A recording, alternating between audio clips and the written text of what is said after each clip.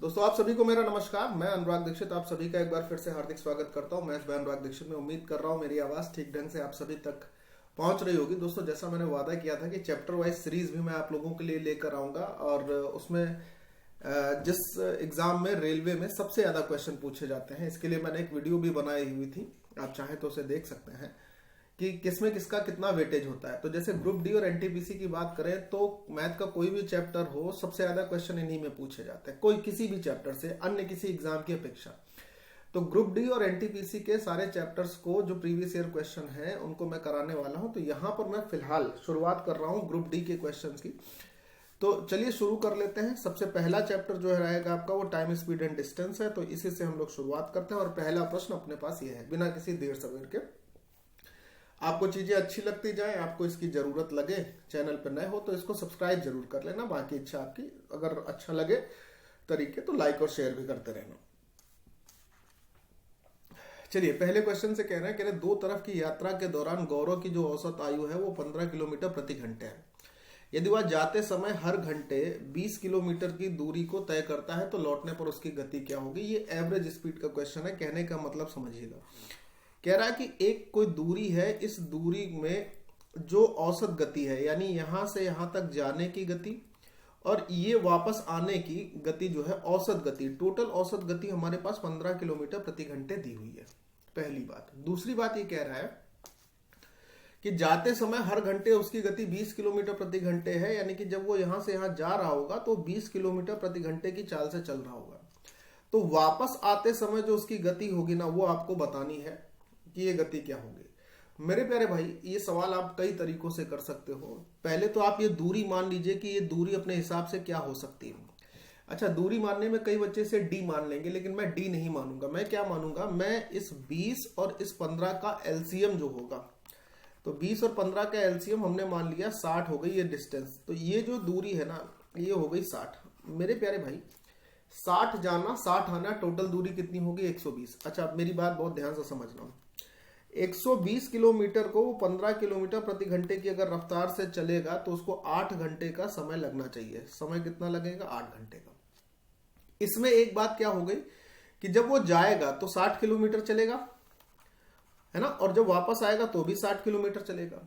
अच्छा, आप मुझे बताओ कि अगर जाते में 60 किलोमीटर को तय करने में उसकी गति 20 है तो यहां पर समय कितना लगने वाला है, 3 घंटे का। टोटल समय कितना लगा था, 8 घंटे का। 8 में से 3 घंटे ये निकल गए तो बचे कितने घंटे, 5 घंटे। यानी वापस आने में 60 किलोमीटर की दूरी को अगर वो 5 घंटे में तय करेगा तो उसकी जो गति रही होगी वापस आने में वो कितनी होगी, 12 किलोमीटर प्रति घंटे होगी। ऑप्शन नंबर सी आपका सही जवाब होगा। इसी सवाल को करने के लिए कई सारे बच्चे सहारा लेंगे किसका, फॉर्मूले का, कि उनको फॉर्मूला चाहिए होगा कि एवरेज स्पीड का जो फॉर्मूला होता है वो 2xy upon x plus Y होगा। ठीक है ना। तो यहाँ पर एवरेज स्पीड आपके पास 15 दी है, x या y में किसी एक को आप 20 रख सकते हो। मान लीजिए x को 20 रख लिया तो गुणे में y आ जाएगा। फिर यहाँ पर क्या होगा, यहाँ पर 20 प्लस y आएगा। तो कुछ बच्चे इसको ऐसे भी सॉल्व करेंगे 101%, और कुछ बच्चों में यही सवाल को करने के लिए वो x या d वाला तरीका अपनाएंगे। क्या कि सर जाने में d किलोमीटर की दूरी तय गई है तो वो 20 किलोमीटर प्रति घंटे की रफ्तार से। सर आने में d किलोमीटर की दूरी है वो x किलोमीटर प्रति घंटे की रफ्तार से, और टोटल जो डिस्टेंस थी यानी कि d प्लस डी 2d, उसको 15 किलोमीटर प्रति घंटे की रफ्तार से। तो कुछ बच्चे इसको भी सॉल्व करेंगे, d से d कट जाएगा, x का मान आएगा। लेकिन मैं आपसे क्या कह रहा हूं, मैं आपसे कह रहा हूं कि एग्जाम का जब समय होता है तो एग्जाम के टाइम में, कहाँ है इसका पॉइंटर, खोज, ये है। एग्जाम के टाइम में ना ये तरीका आपको यूज करना होता है और ना ही ये वाला तरीका यूज करना होता है। आप सवाल को मुंह जवानी बना सकते हैं इससे, बस थोड़ी सी प्रैक्टिस आपको चाहिए होगी। ठीक है, अगला सवाल देखिए। अगले सवाल में हमसे बोला गया, यहां पर देखेंगे कि रीना अपने जन्मदिन की पार्टी में 20 मिनट की देरी से पहुंचती है यदि वह अपने घर से 3 किलोमीटर प्रति घंटे की चाल से चले। अगर अपनी गति बढ़ा देती है और 4 किलोमीटर प्रति घंटे की चाल से चलती है तो 30 मिनट पहले पहुंच जाती है। करेक्ट। उसके घर और जन्मदिन के पार्टी के स्थान के बीच की दूरी क्या है, ये तरीका आपसे पूछ रहा है। तो देखो मैं आपको पहले कुछ बातें समझाता हूं, बहुत ध्यान से समझना। जैसे मान लीजिए कि आपकी ये जो क्लास है ये सुबह आपको 10 बजे मिलनी है। पहले मेरी बात को बहुत ध्यान से समझिएगा, ठीक। सुबह 10 बजे मिलनी है। अब मान लीजिए एक दिन आपको ये क्लास जो है 30 मिनट पहले मिल जाए, 9:30 बजे मिल जाए, और एक दिन आपको ये क्लास 30 मिनट देर से मिले यानी कि 10:30 बजे मिले, तो दोनों के समय के बीच में अंतर कितना होगा? तो आप बोलोगे सर एक बार 30 मिनट पहले मिल गई और एक बार 30 मिनट बाद में मिली, तो यहां पर अगर समय के अंतर देखेंगे तो 60 मिनट का आएगा भाई। 30 मिनट ये और 30 मिनट ये, 60 मिनट का अंतर आएगा। तो मैं इससे आपको बताना ये चाह रहा हूं कि अगर कोई व्यक्ति किसी निश्चित स्थान पर पहुंचने में पहले कुछ समय पहले पहुंचे या दूसरी कंडीशन में कुछ समय बाद पहुंचे, तो अगर समय के अंतर की जरूरत पड़ती है तो समय का अंतर कैसे निकलता है? उन्हीं दोनों को जोड़कर निकलता है। जैसे यहाँ 20 मिनट देरी से था और यहाँ 30 मिनट पहले था, तो समय का अंतराल जो निकलेगा ना वो कैसे निकलेगा? 30 और 20 50 मिनट करके निकलेगा, ठीक है। ये बात समझ में आ गई ना? अब मैं इसको यहां से हटा रहा हूं, ठीक है। ये बात मैं यहां से रफ कर दे रहा हूं। अब आगे की बात को समझना भाई, ये हट गया। 4 किलोमीटर जब गति है 3 किलोमीटर प्रति घंटे, समझना एक ये दूरी है, इसको किस गति से पहले तय किया जा रहा है? 3 की गति से। फिर ये गति को बढ़ाकर कर दिया गया 4। तो अगर स्पीड का रेशियो 3 से 4 है तो टाइम का जो रेशियो होगा वो 4 से 3 हो जाएगा। बोले सर ऐसे कैसे हो जाएगा कि आपने कह दिया कि 3 से 4 है और 4 से 3 हो गया, ऐसे कैसे हो गया? तो मेरे प्यारे भाई, जब दूरी सेम रहती है, दूरी कांस्टेंट रहती है, ये कॉन्सेप्ट होता है, तो स्पीड का जो रेशियो होता है वो टाइम के रेशियो का व्युत्क्रमानुपाती होता है। ये तो समझ में आया होगा। तो अब अगर टाइम का रेशियो 4 से 3 है तो कितने यूनिट कम हो रहा है? तो आप बोलोगे 1 यूनिट कम हो रहा है। और समय का अंतराल कितने मिनट का था? 50 मिनट का। भाई इसका मतलब हो गया 1 यूनिट का मान हो गया 50 मिनट। तो अगर 1 यूनिट का मान 50 मिनट हो गया तो 4 यूनिट का मान कितना होगा? तो आप बोलोगे 4 यूनिट का मान सर 200 मिनट होगा। 200 मिनट का मतलब क्या हो गया? 200 मिनट का मतलब हो गया 3 घंटे, तो सीधे सीधे हो गया 180 मिनट। और फिर 20/60 का मतलब 3 से ही 1/3 घंटे होगा। 200 मिनट का मतलब 3 से ही 1/3 घंटे, या इसको आप लिख सकते हो कि 10/3 घंटे। अब मैं आपसे कह रहा हूं कि एक आदमी है जिसको 10/3 घंटे का समय लगता है और उसकी गति जो है वो 3 किलोमीटर प्रति घंटे दी है, तो कितनी दूरी तय करेगा? 3 से 3 कट जाएगा तो उसके द्वारा तय की गई दूरी कितनी होगी? 10 किलोमीटर ही तो होगी। तो एक ये तरीका है जिसे आप रेशियो से कर सकते हो, ठीक है। इसी का एक तरीका और होता है जिसमें आपको फॉर्मूला यूज करना होता है ऐसे प्रश्नों को करने के लिए। वो तरीका क्या है? वो तरीका ये है कि जब स्थान के बीच की दूरी निकालनी होती है तो आप क्या लिखते हो? S1 into S2, S1 into S2, नीचे क्या आएगा? दोनों के बीच का अंतर, S1 और S2 के बीच का अंतर, और यहां पर होता है डेल्टा टी। ये फॉर्मूला होता है। अब दूरी आपको निकालनी है। S1 कितना है? 3 है। S2 कितना है? 4 है। दोनों के बीच का अंतर कितना है? ये है। और डेल्टा टी कितना है? 50 है। 50 को आप घंटे में बदलने के लिए 60 से भाग दे लोगे, 4 तेई 12 हो जाएगा। 12 से इसको काटोगे 5 बार में कटेगा, और 5 से इसको काट लोगे तो ये 10 बार में कट जाएगा। तो डिस्टेंस अपने पास कितनी आ जाएगी? 10 किलोमीटर प्रति घंटे। तो भाई ये फॉर्मूले का इस्तेमाल करके भी आप अपना आंसर निकाल सकते हो, वरना ये रेशियो मेथड मेरे ख्याल से सबसे सही है। अगर आप इसमें थोड़ा सा पारंगत हो जाएंगे ना तो ये सवाल आपके लिए बड़े मजेदार कर देता है। रेशियो वैसे भी, रेशियो और प्रतिशत एक चैप्टर ऐसा है जो पूरी अंक गणित को खत्म कर सकता है। अगर किसी ने सही से इन दोनों चैप्टर पे कमांड कर ली तो मान के चलिए उसका काम अंक गणित के लिए तो बड़ा आसान है, ठीक है। एक व्यक्ति 100 मिनट के लिए 20 मीटर पर मिनट की गति से और 50 मिनट के लिए 70 मीटर प्रति मिनट की गति से चलता है। उसकी औसत चाल क्या होगी? तो औसत चाल क्या होती है? Total distance upon total time. Average speed क्या बनेगी? एवरेज स्पीड बनेगी टोटल डिस्टेंस, चली गई कुल दूरी, बटे में टोटल टाइम लगा हुआ कुल समय। अब चली हुई कुल दूरी कितनी है? देखो उसकी गति है 20 मीटर प्रति मिनट, यानी 1 मिनट में 20 मीटर। और अगर वो 100 मिनट चलता है तो कितना चल लेगा? 2000 मीटर चल लेगा। तो आप बोलोगे सर 2000 मीटर ये हो गए टोटल डिस्टेंस में। यहां पर गति है 1 मिनट में 70 मीटर, और अगर वो 50 मीटर चलता है तो कितना चलेगा? तो आप बोलोगे सर अगर वो 1 मिनट में 70 मीटर चलता है और 50 मिनट उसे चलना है तो 7 पंजे 3500 मीटर यहाँ चल लेगा। अब टोटल टाइम देख लीजिए, यहाँ 100 मिनट चला, यहाँ 50 मिनट चला, यानी टोटल समय हो गया 150 मिनट का, 150 मिनट का। ऊपर जोड़ेंगे तो आपके पास कितना आ जाएगा? ऊपर जोड़ेंगे तो आपके पास आ जाएगा 5500 मीटर, और नीचे करेंगे तो हमारे पास आएगा 150 मीटर। 0 से 0 काट लेंगे, 5 से काट लेंगे, 110 ऊपर आ जाएगा, 5 से काट लेंगे 3 नीचे आ जाएगा। तो 110/3 मीटर प्रति मिनट जो है उसकी गति हो जाएगी, जो औसत गति पूछी गई थी। ठीक है, सवाल संख्या अगले पर आ जाते हैं भाई। देखो क्या कह रहा है, एक मोटर कार जो है वो 60 किलोमीटर प्रति घंटे की गति से चलना शुरू करती है और प्रत्येक 2 घंटे के बाद इसकी गति को 15 किलोमीटर प्रति घंटे बढ़ा देती है, हर 2 घंटे के बाद। तो 360 किलोमीटर की दूरी को तय करने में कितना समय लगेगा? ये अच्छा सवाल है। टाइम, स्पीड एंड डिस्टेंस में पूछे गए सवालों में ये एक बढ़िया सवाल बना है। अब जरा मेरी बात ध्यान से समझना। 360 किलोमीटर की दूरी को तय करना है, ये हो गई दूरी हमारे पास 360 किलोमीटर। अब एक गाड़ी ने यहां से चलना शुरू किया और जब उसने चलना शुरू किया तो उसकी गति थी 60 किलोमीटर प्रति घंटे। अच्छा, 2 घंटे जब वो चल ली होगी, ये 2 घंटे चलने के बाद मान लीजिए यहां पर आ गई, जो 2 घंटे चलने के बाद 120 तो चल चुकी होगी, यहां पर पहुंच गई। बोले हाँ सर। उसके बाद प्रत्येक 2 घंटे के बाद इसकी गति 15 किलोमीटर बढ़ गई, तो अब जो गति होगी अब वो 60 नहीं रह जाएगी, अब वो कितनी हो जाएगी? 15 बढ़ने के बाद 75 हो जाएगी। यानी यहां से अगर हम गति को देखेंगे तो ये गति हो जाएगी 75, और ये फिर 2 घंटे चलेगी। उसके बाद यहां से गति 15 फिर बढ़ेगी तो हम 90 हो जाएगी, और ये फिर 2 घंटे चलेगी। इस प्रकार से ये पूरा सीजन आगे चलती जाएगी। कब तक? जब तक 360 किलोमीटर पूरा नहीं हो जाता है। तो एक तरीका तो ये है कि आप इस प्रकार से देख लें कि पहले में 120 किलोमीटर की दूरी तय करी गई, दूसरे में 150 किलोमीटर की दूरी तय करी गई, फिर तीसरे में 180 किलोमीटर की दूरी तय करी गई, चौथे में 210 किलोमीटर की दूरी तय की जाएगी, 5वें सेक्शन में अगर बात करें तो 240 किलोमीटर की, और 6वें सेक्शन में 270 किलोमीटर की दूरी तय की जाएगी। अगर हम ऐसे चर्चा कर लें तो एक तरीका यह है कि जहां पर हमारे पास 360 हमें मिल जाएगा टोटल दूरी, वो अपना आंसर बन जाएगा उतने सेक्शन। तो अब ये पहले तो चेक कर लो कि 360 हमें मिलेगा कहां। ठीक है, इस बात को भी हम चेक कर लेते हैं कि 360 मिल कहां रहा है।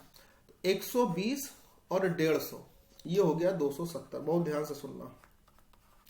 और 180, इसको अगर हम जोड़ेंगे तो 8 7 15 और 2 1 3 और 1 4 हो जाएगा, 450। यानी यहीं पर ज्यादा हो गया मामला,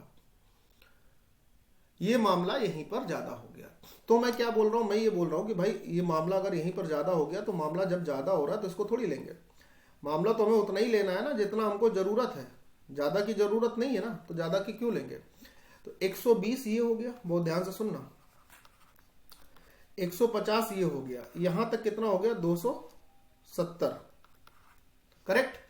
अब 360 जाना है तो 270 और 360 के बीच में 90 किलोमीटर का भी फासला है, और यहां पर डिस्टेंस, यहां पर जो गति है वो 90 ही हो गई। तो यहां पर 1 घंटा अगर और चलेगा तो 90 तय हो जाएगा। तो अगर ये 90 तय हो गया तो 2 घंटे पहले वाले, 2 घंटे बाद वाले, और 90 तय करने में 1 घंटा और, तो 2 2 4 और कितने समय लगे? 5 घंटे का समय लगेगा। तो अपना आंसर क्या आ जाएगा कि सर वो 360 किलोमीटर की दूरी को तय करने में 5 घंटे का समय लेगा। ये बात समझ में आई ना? कोई दिक्कत नहीं है ना? पक्की बात। अच्छा, इसके बाद आप यहां पर ये काम कर सकते थे कि आपको ये पता है कि वो 360 किलोमीटर दूरी तय कर रहा है। एपी का फॉर्मूला लगाइए। अच्छा, योगफल हमारे पास दिया है, हमें एन का मान निकालना है। तो हम एन का मान कैसे निकालेंगे? जैसे हमारे पास योगफल दिया है ना, कि टोटल योगफल 360 होना चाहिए, इससे ज्यादा नहीं होना चाहिए। और कब होना चाहिए? जब ऐसे ऐसे गति बढ़ रही है। कैसे गति बढ़ रही है? तो योगफल का फॉर्मूला क्या होता है? n/2 2a। a कितना है? 2a कितना है? तो बोलोगे 120 का 2 गुना 240 प्लस n-1 इंटू डी। अब डी क्या है? देखो हर बार अंतर हमको 30 का मिलेगा, तो डी हो गया हमारे पास 30।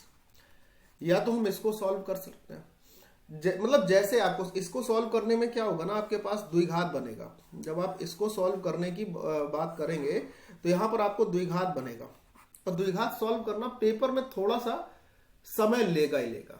तो मेरा आपको सजेशन ये है कि इस प्रकार के अगर सवाल आपको एग्जाम में दिखते हैं तो आप उसको ऐसे द्विघात वगैरह ना बनाएं, आप उसको इस प्रकार से निपटा दें। सजेशन हमारा ये है ना। और इसमें आपको बहुत समय नहीं लगेगा, ये मुझे बताने में इतना समय लगा है कि आप ऐसे ऐसे करेंगे, लेकिन आप अगर स्वयं से करेंगे ना तो मेरे ख्याल से समय कम लगेगा और मुंह जवानी काम हो सकता है। अगला सवाल देखिए।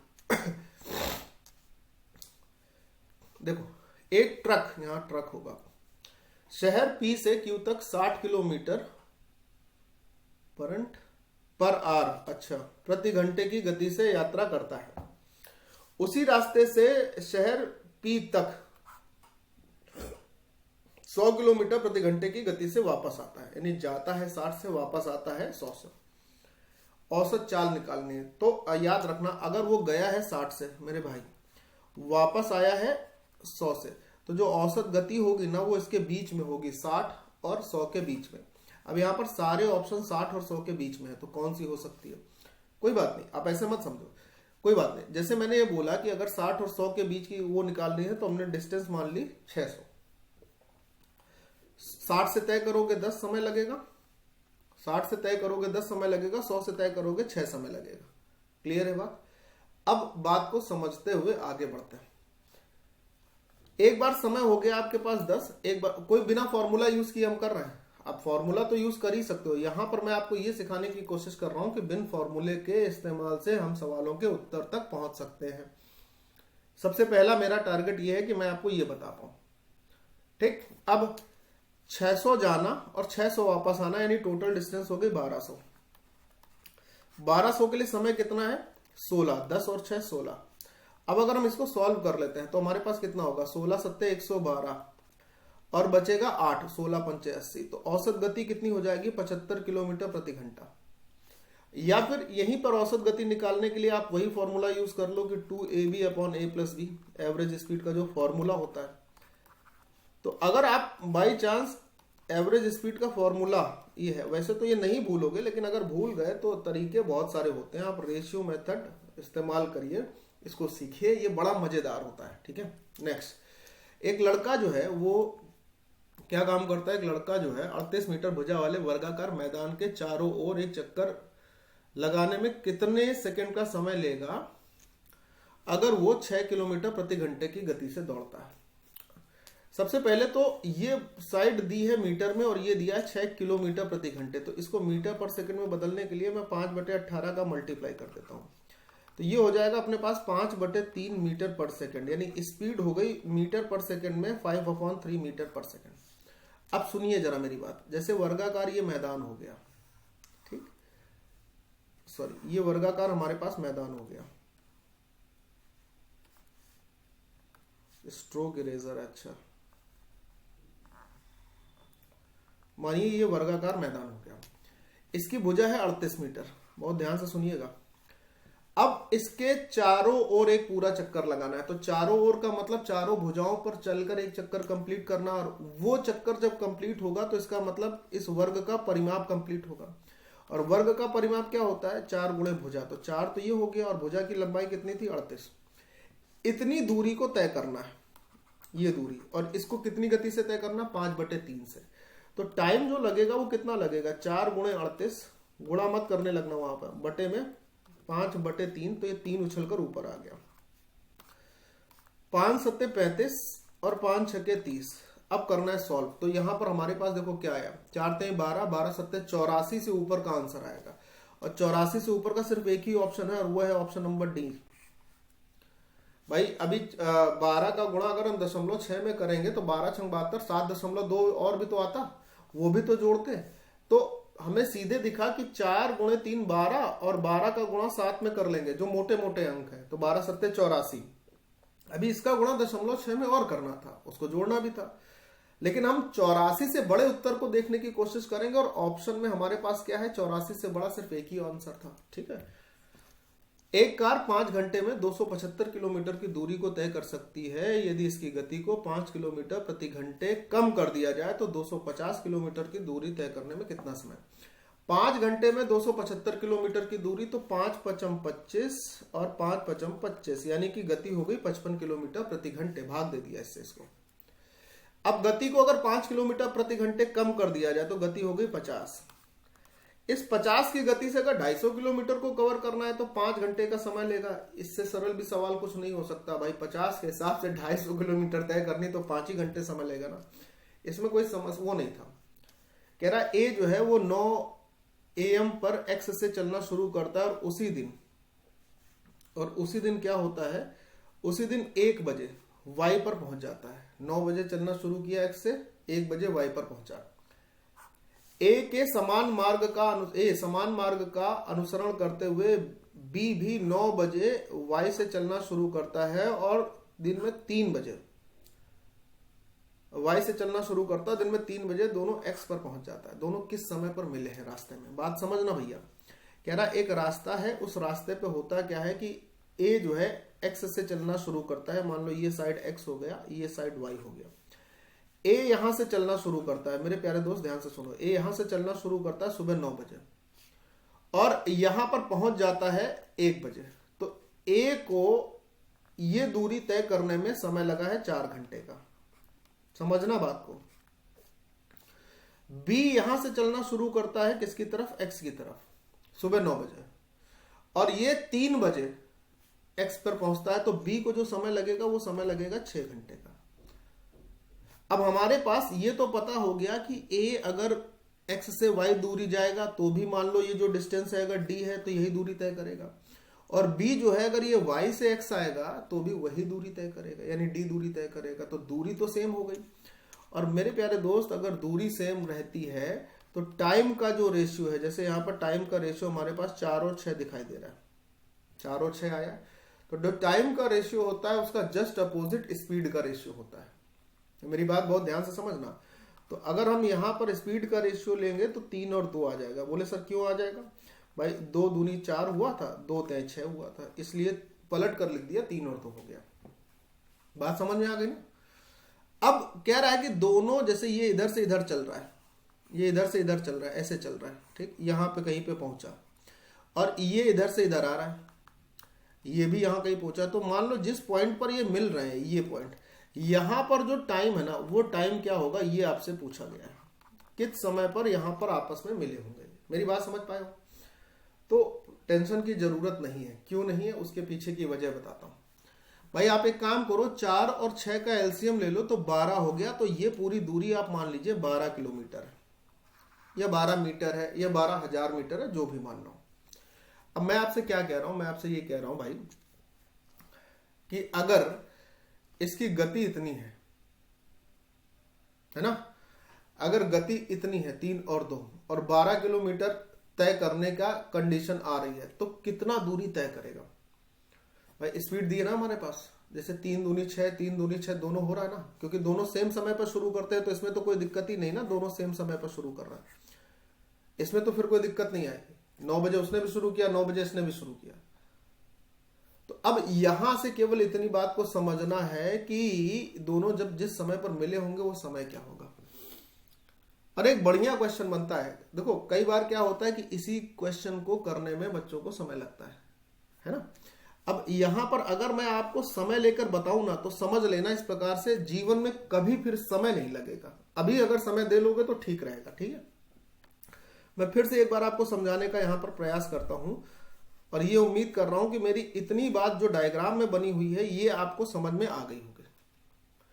इसमें किसी को कोई समस्या फिलहाल नहीं दिख रही होगी। अगर हो तो मेरे को बोलना, ठीक है। यहां तक हो गया?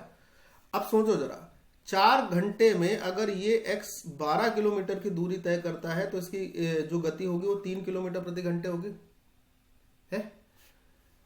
b 12 किलोमीटर की डिस्टेंस तय करके यहां आता है ना 6 घंटे में, तो इसकी जो गति होगी b की वो कितनी हो जाएगी? तो आप बोलोगे सर b की गति 2 किलोमीटर प्रति घंटे हो गई, ऐसे समझ सकते थे।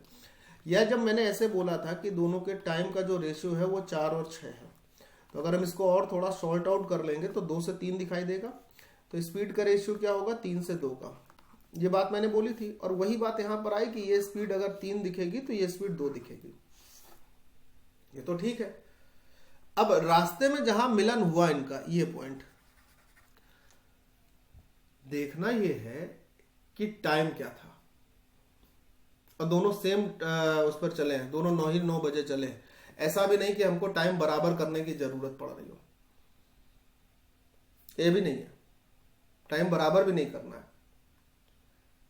समझ रहे हो, टाइम को बराबर भी नहीं करना। अब मैं क्या बोल रहा हूं, सुनो मेरी बात। जैसे मान लीजिए कि दोनों टी टाइम पर पहुंचे हो, तो मैंने कहा कि इसकी, अरे भाई कहाँ है पॉइंट, मैंने कहा इसकी गति जो है वो 3 है, तो मान लो ये टी टाइम से यहां पर कहीं पहुंचा होगा, प्लस इस वाले की गति 2 है, वो टी टाइम से यहाँ पे पहुंचा होगा, और दोनों के बीच की दूरी कितनी, इतनी है, तो 5t हो जाएगा। 5t की वैल्यू कितनी हो जाएगी, 12 हो जाएगी। तो t का मान यहां से क्या होगा, 12/5, यानी 5 दूनी 10, 2.4। अब समझो जरा, 2.4 को आप अगर घंटे और मिनट में बदले, भाई 9 बजे तो काम शुरू हुआ है, दोनों 9 बजे चली है, 2 घंटे लगेंगे, ये तो कंफर्म हो गया, 11 तो बजेगा। अब 0.4 का मतलब क्या होता है भाई, 0.4 का मतलब ये होता है कि आप दशमलव अगर हटाएंगे तो नीचे क्या आ जाएगा, 10 आ जाएगा। मिनट निकालने के लिए 60 का गुणा कर लीजिए, 6 चौको 24, तो 11 तो ये बज गया, और 11 के बाद कितने मिनट और लग रहे हैं, तो आप बोलोगे 24 मिनट और लग रहा है। तो 11:24 के समय पर दोनों ट्रेन आपस में एक दूसरे से मिलेंगे। क्या ये बात समझ में आ गई, क्या ये बात समझ में आ गई? हाँ या ना का जवाब देते चलिएगा, ये बात क्लियर होनी चाहिए। किसी को अगर कोई दिक्कत हो तो पूछना, रोकना यहां पर, और कमेंट बॉक्स में लिख देना कि सर ये बात हमें यहां पर समझ में नहीं आई है, अगर हो किसी को दिक्कत, ठीक है। और बहुत सही चीज है ये, करेक्ट, बड़े आगे, वेरी गुड। किसी कार का ओडोमीटर यात्रा की शुरुआत में 12,000 किलोमीटर और यात्रा के अंत में 12,800 किलोमीटर का पाठ्यांक दर्शाता है। इस यात्रा में 4 घंटे का समय लगा, तो कार की औसत चाल क्या है? शुरुआत हुई जब यात्रा की, तो 12,000 किलोमीटर दिखाया। ओडोमीटर यानी गाड़ी में जो मीटर लगा होता है, दूरी दर्शा देता है, मान लो, ठीक। और जब यात्रा खत्म हुई तो 12,800 किलोमीटर हुआ, यानी दूरी कितनी तय की गई, 800 किलोमीटर की। 800 किलोमीटर की दूरी तय की गई है 4 घंटे में, यानी 200 किलोमीटर प्रति घंटे की दूरी हुई, चाल हुई 200 किलोमीटर प्रति घंटे। अब अगर इसी को मीटर पर सेकंड में तुमको बदलना है तो 5/18 का ही तो गुणा करना है, और क्या करना है। अरे भाई 2 से ही कट जाएगा 100 बार, 2 से ही कट जाएगा 9 बार, ऊपर 100 पंचे 500 आ जाएगा, नीचे 9 आ जाएगा। ऑप्शन नंबर ए आंसर हो जाएगा। ये सवाल को अगर जैसे नहीं करते हो तो इसका मतलब आप गुनाहे अजीम करते हो। अगला सवाल देख लीजिए, ठीक है। 2 रेलगाड़ियां एक ही समय पर एक ही स्टेशन ए और बी से 60 किलोमीटर और 40 किलोमीटर प्रति घंटे की गति से एक दूसरे की ओर चलना शुरू करती हैं। जिस समय वो एक दूसरे से मिलती हैं उस समय तेज चलने वाली रेलगाड़ी धीमी चलने वाली रेलगाड़ी से 60 किलोमीटर की दूरी को अधिक तय कर चुकी होती है। दोनों स्टेशन के बीच की दूरी क्या है? ये सवाल तो बहुत ज्यादा सरल है। अब इस बात को समझना, पहले तो सरल है इसका मतलब ये नहीं कि इसको हल्के में ले लो। मैंने बोल दिया सरल है तो तुम हल्के में लेने लगे। ये 2 स्टेशन है, इनके बीच की दूरी चाहिए। ये स्टेशन ए है, ये स्टेशन बी है, पहले समझ लेना, ठीक है। यहां से एक ट्रेन चलती है 60 किलोमीटर प्रति घंटे की गति से बी की ओर, और बी से एक ट्रेन चलती है ए की ओर 40 किलोमीटर प्रति घंटे की गति से। बहुत ध्यान से सुनना, ठीक। रास्ते में किसी पॉइंट पर ये मिल लेते हैं। मान लो कि ये यहां पर किसी पॉइंट पर मिले रास्ते में, तो मैं ये कह रहा हूं कि जितने समय में ये ट्रेन यहां से यहां तक आई होगी उतने ही समय में इस ट्रेन ने यहां से यहां तक की दूरी तय की होगी। बस इतनी सी तो बात है।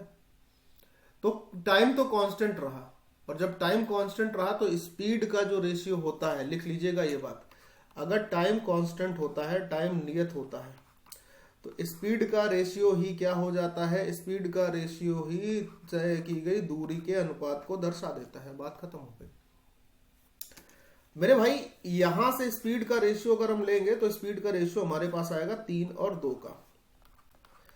तो अगर स्पीड का रेशियो 3 और 2 का है तो चली गई दूरी का जो रेशियो होगा ना, दोनों ट्रेन के द्वारा जो चली गई दूरियां होंगी उनके बीच का रेशियो भी 3 और 2 आएगा। दोनों के बीच में अंतर कितना है, 1 है। और ये सवाल के हिसाब से 60 किलोमीटर है, क्योंकि उसमें लिखा है कि एक तेज चलने वाली ट्रेन ने दूसरी से 60 किलोमीटर दूरी ज्यादा तय की, तो 1 का मान 60 है। और दोनों स्टेशन के बीच की दूरी 3 + 2 5 को दर्शाएगी, तो 5 × 60 अगर हम देखेंगे तो हमारे पास कितना आ जाएगा, 300 किलोमीटर।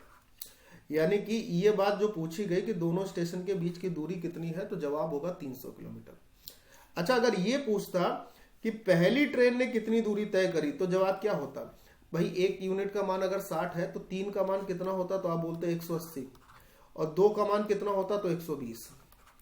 तो अगर पहली ट्रेन के द्वारा तय की गई दूरी पूछता तो 180 होता, और दूसरी ट्रेन के द्वारा तय की गई दूरी पूछता तो 120 होता। अब दोनों को जोड़ दीजिए तो सीधे सीधे 300 नहीं हो गया। बात समझ में आई ना? चले सवाल नंबर नेक्स्ट पर। कह रहा समान लंबाई की 2 ट्रेन है, समान दिशा में समान पटरियों पर, समांतर पटरियों पर 56 मीटर/सेकंड और 46 मीटर/सेकंड की गति से चल रही हैं।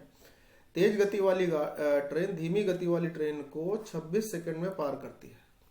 जिस ट्रेन की गति ज्यादा है वो धीमी गति वाली ट्रेन को पार करती है 26 सेकंड में। प्रत्येक ट्रेन की लंबाई क्या होगी? अब दोनों ट्रेन की लंबाई बराबर है और एक दूसरे के साथ समान दिशा में चल रही है ऐसे। और जब 2 ट्रेन समान दिशा में चलती हैं तो उनकी लंबाई तो जुड़ती है। तो अगर मैं ये बोलता हूं कि इसकी लंबाई l है तो इसकी भी लंबाई l होगी, तो टोटल तय की गई दूरी तो 2l हो गई। और पार करने में समय कितना लगा? 26 सेकंड का। बहुत ध्यान से सुनना मेरी बात। पार करने में समय कितना लगा? 26 सेकंड का। लेकिन अगर 2 ट्रेन सेम डायरेक्शन में रहती हैं तो उनकी गति तो घटती है ना। तो 56 और 46 की गति घटेगी, 10 मीटर/सेकंड आएगा। ठीक, 10 × 26 260, 260 का आधा कितना हो जाएगा? तो आप बोलोगे 260 का आधा सर 130 हो जाएगा। यानी प्रत्येक ट्रेन की लंबाई जो हमने L मानी है वो 130 मीटर/सेकंड 130 मीटर होगी। अब बताओ ये क्या लगा है यहाँ पर? ये जो फॉर्मूला लगा है ये यही तो लगा है ना कि चाल बराबर दूरी बटे समय होता है। ये चाल है, ये दूरी है, ये समय है ना। इससे ज्यादा इसमें करने की जरूरत अगर लग रही हो तो मेरे को कमेंट में बताना। वैसे मुझे नहीं लगता कि इससे ज्यादा इसमें करने की जरूरत आपको लगनी चाहिए। 10 किलोमीटर/घंटे की चाल से चलता है, कौन चलता है? आई, यानी मैं चलता। अच्छा, लिखा है मैं। 2 घंटे में गंतव्य तक पहुंच जाता हूं। यानी कि 10 किलोमीटर/घंटे चलेंगे, 2 घंटे में गंतव्य तक पहुंच रहे हैं, तो दूरी हुई 20 किलोमीटर। यदि मैं अपनी चाल में 5 किलोमीटर/घंटे की वृद्धि कर दूं तो गति हो गई 15। तो गंतव्य पर पहुंचने में कितना समय लगेगा, कितने समय पहले पहुंच जाऊंगा? तो 20 किलोमीटर को अगर मैं अब 15 के हिसाब से तय कर रहा हूं तो हमें समय कितना लग रहा है? हमें समय लग रहा है 1 सही 1/3 घंटे का। पहले समय लग रहा था 2 घंटे का, अब समय लग रहा है 1 सही 1/3 घंटे का। तो मैं कितना समय पहले पहुंच रहा हूं? मैं 2/3 घंटे पहले पहुंच रहा हूं। और 2/3 घंटे का मतलब क्या होता है? 2/3 घंटे का मतलब होता है 40 मिनट पहले पहुंच रहे हैं। और यही सवाल का उत्तर बन जाएगा। ये सवाल मुंह जवाब नहीं होते हैं, है ना। अगर मैं फिर से सभी से अनुरोध कर रहा हूं, किसी बच्चे को, जितने भी बच्चे देखोगे या अभी देखो मतलब बात तक देखोगे, एक भी सवाल में, किसी भी सवाल में अगर आपको ये लगे कि ये बड़ा वो हो गया, नहीं समझ में आया, तो मैं बताना। और बुक के सॉल्यूशन जिनके पास अगर हो या जिनके पास नहीं हो, या प्रीवियस ईयर आपको जहां से भी मिल सकते हो, बुक के सॉल्यूशन में और मेरे सॉल्यूशन के बीच में अंतर देख लेना। यही सवाल बुक में कैसे होएगा और मेरे में कैसे होएगा, ठीक है। बहुत अंतर मिलेगा, समझ का भी और लिखावट का भी। ठीक, अगला सवाल।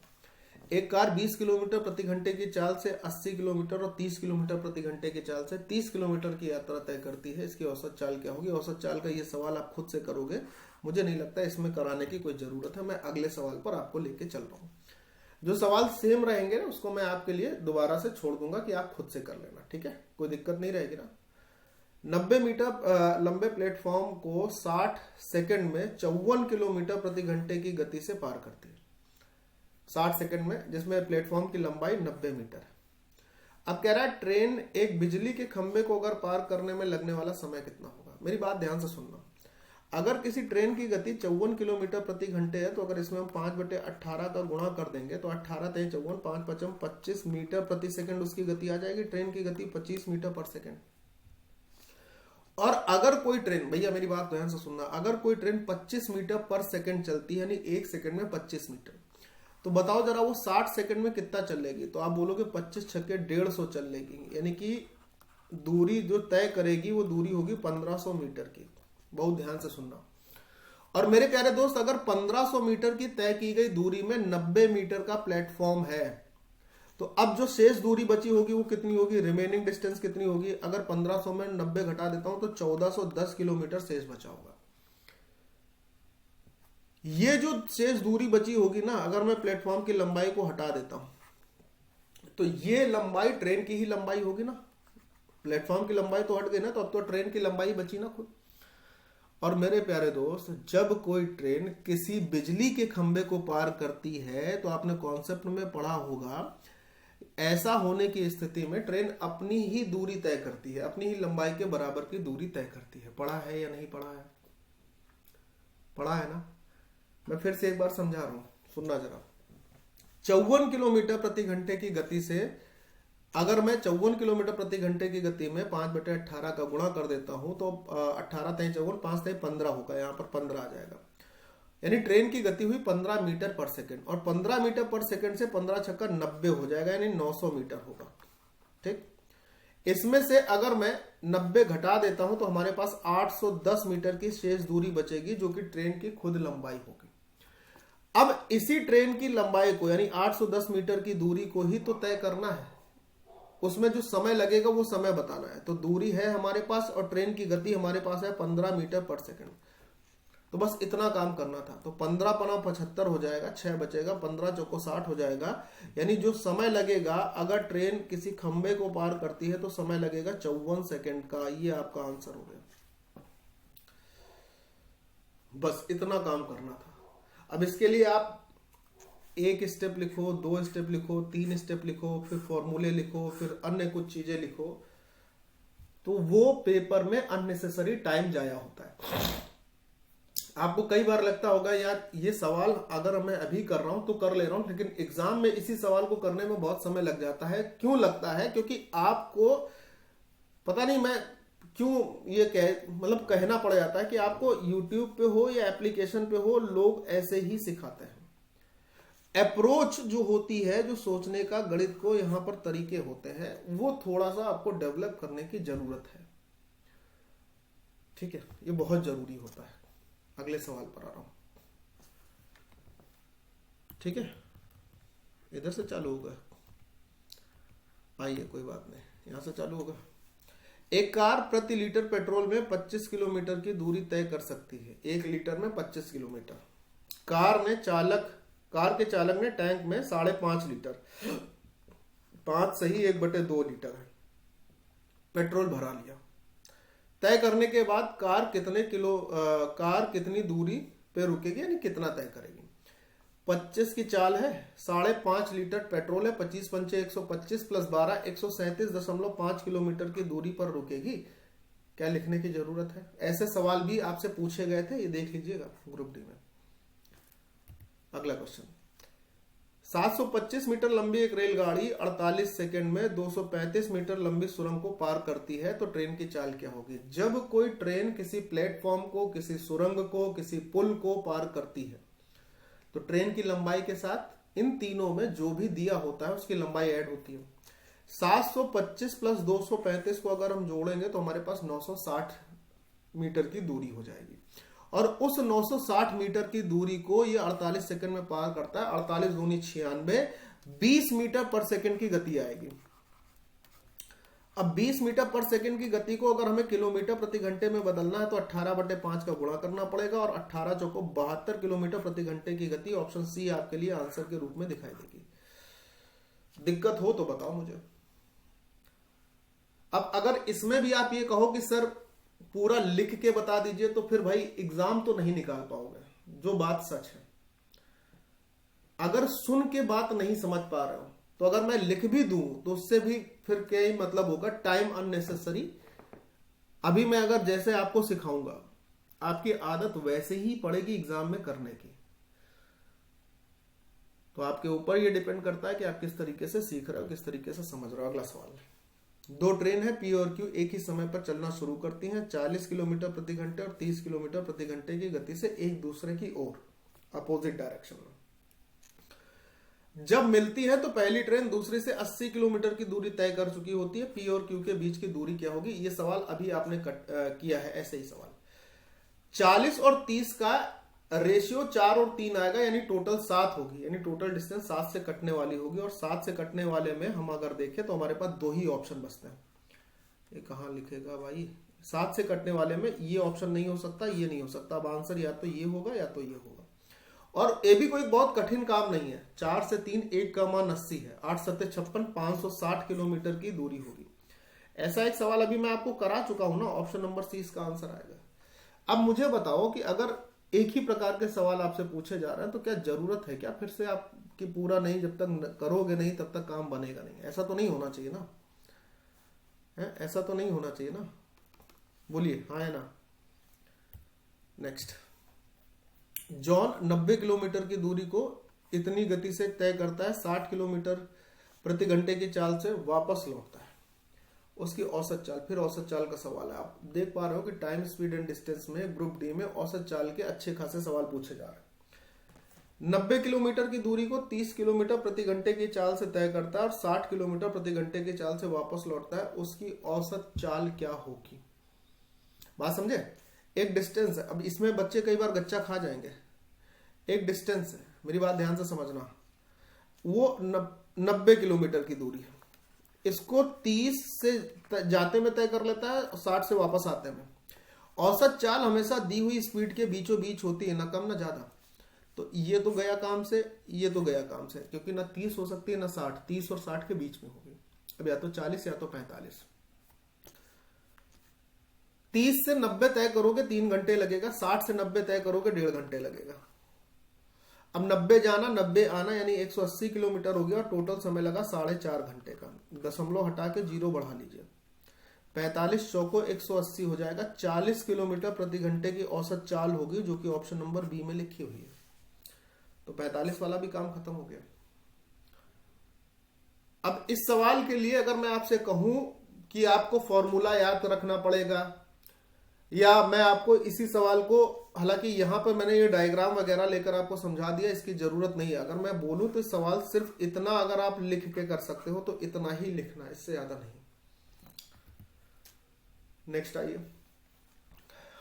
70 किलोमीटर प्रति घंटे की चाल से चल रही एक रेलगाड़ी पी समांतर पटरी पर समान दिशा में 56 किलोमीटर प्रति घंटे की चाल से चल रही 170 मीटर लंबी एक अन्य रेलगाड़ी को 1/2 मिनट में पूरी तरह से पार करती है। रेलगाड़ी पी सम्मुख दिशा में 74 किलोमीटर प्रति घंटे की गति से चल रही एक 220 मीटर लंबी रेलगाड़ी आर को पूरी तरीके से समाप्त करने में कितना समय लेगी? इस प्रश्न में 2 सवाल है, मैं आपको ऐसे बताता हूं। देखो, एक ट्रेन ये है, पहले इस बात को समझना, इस ट्रेन की गति है 70 किलोमीटर प्रति घंटे, ठीक। इसी ट्रेन, ये ट्रेन जिस डायरेक्शन में चल रही है, इसी डायरेक्शन में एक और ट्रेन चल रही है। ये ट्रेन है मान लीजिए पी, ठीक है। इसी में एक और ट्रेन चल रही है क्यू, ये चल रही है क्यू, समझना ध्यान से। इस क्यू की गति जो है वो 56 किलोमीटर प्रति घंटे है और इस क्यू ट्रेन की जो लंबाई है ना वो 170 मीटर है और इसको पार करने में 1/2 मिनट का समय लगता है। पहले आप सवाल समझ लीजिएगा, उसके बाद में हो तो जाएगा ही, पहले सवाल समझ लो, ये सवाल समझने वाला है, ठीक। ऐसा था। दूसरी के सवाल की कंडीशन ये है इसी में कि इस ट्रेन पी, इधर ध्यान देना, इस ट्रेन पी के अपोजिट डायरेक्शन में ऐसे एक ट्रेन और चल रही है, इस ट्रेन का नाम है आर। इस ट्रेन की जो गति है ना, आर ट्रेन की गति वो 74 किलोमीटर प्रति घंटे दी है, उस ट्रेन की लंबाई दे रखी है 220 मीटर और इसको पार करने में जो समय लगेगा वो समय आपसे पूछा जा रहा है। तो पहला काम क्या है? पहला काम यह है कि इस ट्रेन को समान दिशा वाले ट्रेन के साथ कंपेयर करके सॉल्व करना। इससे 2 काम होगा कि हमारे पास पी ट्रेन की लंबाई पता चल जाएगी, समय वगैरह सब दिया है, ठीक। अब पी ट्रेन की लंबाई कितनी है ये तो मुझे नहीं पता, तो मैंने कह दिया भाई एल है। और दो ट्रेन जब सेम डायरेक्शन में होती हैं तो उनकी लेंथ तो जुड़ती है। तो मैंने कहा भाई लेंथ जुड़कर हो गई 170 इसकी थी और प्लस में L इसकी हो गई। अब ये दूरी हो गई, इसमें समय कितना लगा था, 1/2 मिनट का, यानी कि 90 सेकेंड का। एक की गति 70 थी, एक की गति 56 थी, तो सेम डायरेक्शन में गति का अंतर 70 और 56 के बीच में अंतर हो जाएगा 14 किलोमीटर प्रति घंटे को मीटर पर सेकंड में बदलने के लिए 5/18 का मल्टीप्लाई भी हो गया। ध्यान से सुनना, 18 पंचे 90, 5 पचम 25 गुणे 14 250 और 100, यानी कि ये हो गया 25 गुणे 14 यानी 300, और 300 में 170 माइनस कर लेंगे तो बचेगा 130। हमें ये पता चल गया कि ये जो ट्रेन P थी, इस ट्रेन की लंबाई आ गई 130 मीटर। यहां तक बात क्लियर हो गई? Very good. अब देखो जरा, इधर आओ, नीचे जरा पेन चेंज करें। हाँ, अब इस ट्रेन की लंबाई हो गई 130 मीटर। अब इसको सॉल्व करेंगे किसके साथ? R के साथ। R की लेंथ 224, लंबाई स्पीड है। अब जब दो ट्रेन अपोजिट डायरेक्शन में होती हैं तो उनकी जो गति होती है वो भी जुड़ती है और लंबाई तो जुड़ती है। तो 220 और 130 मिलकर अगर हम जोड़ेंगे तो अब लंबाई हो गई 350 मीटर, और पार करने में जो समय लगा था वही निकालना है। जबकि गति की बात करें तो एक की गति 70 है, एक की 74 है, 144 हो गया। 144 किलोमीटर प्रति घंटे, मीटर पर सेकंड में बदला तो 5/18 का गुणा, 18 8 144। बहुत ध्यान से सुनिएगा। 5 से मेरे प्यारे दोस्त अगर हम इसको डिवाइड कर लेंगे तो 5 7 35 हो जाएगा। अब समय की बात करें तो 70/8 आ रहा। इसका मतलब हमने कैलकुलेशन में कहीं ना कहीं कुछ ना कुछ डिस्टर्बेंस देख ली है। कहां देख ली है ये देख लेता हूं मैं। 70 170, ठीक। Running at the speed of 70 km per hour completely crosses the another train Q, 1 centimeter long, running at the speed of 56 km per hour in the same direction, parallel tracks in one whole 1/2 minutes, यानी 90 second हुआ ना। ठीक है। How much time in second will train P take to completely cross 220 meter long train R running in the opposite direction of the speed of this one? ठीक तो है। फिर पहले अगर इसको सॉल्व करेंगे तो 56 4 60, 10 70, 170 प्लस L हो गया, बटे में 90 हो गया, और 14 5/18, 18 पंचे 90, 5 पचम 25, ये 350 होगा। 350 में से ये गड़बड़ हुआ है। अच्छा ठीक है, यहां पर 300 नहीं होगा, यहां पर होगा 350 भाई। 5 गुणे 5 25, 25 गुणे जब हम 14 करेंगे तो 350 आएगा। ठीक है, यहां पर आएगा 350। अब 350 में से अगर हम इसको माइनस करेंगे L को तो हमारे पास आएगा 15 में 8 हो जाएगा, 180 आ जाएगा। यानी इस ट्रेन की लंबाई जो 130 लिखी थी वो 180 होगी। ठीक है, अब इसके साथ तो 220 और 180 को जोड़ेंगे तो लंबाई बन जाएगी अपने पास 400। यहां पर समय पूछा जा रहा है और गति होगी 144, और इसको मीटर पर सेकंड में अगर हम बदलेंगे तो 5/18 है। 18 8 144, 8 5 40, 40 से अगर 400 कटेगा तो 10 सेकंड आ जाएगा। यानी आंसर क्या बनेगा? आंसर बनेगा ऑप्शन नंबर सी। तो जो समय लगेगा मेरे प्यारे दोस्त वो कितना लगेगा? 10 सेकंड का समय लगेगा। ये सवाल था और अच्छा सवाल था, इसमें कोई दो राय नहीं, अच्छा सवाल था। नेक्स्ट क्वेश्चन पर हम लोग आ जाते हैं। पॉइंटर गायब हो जाता है।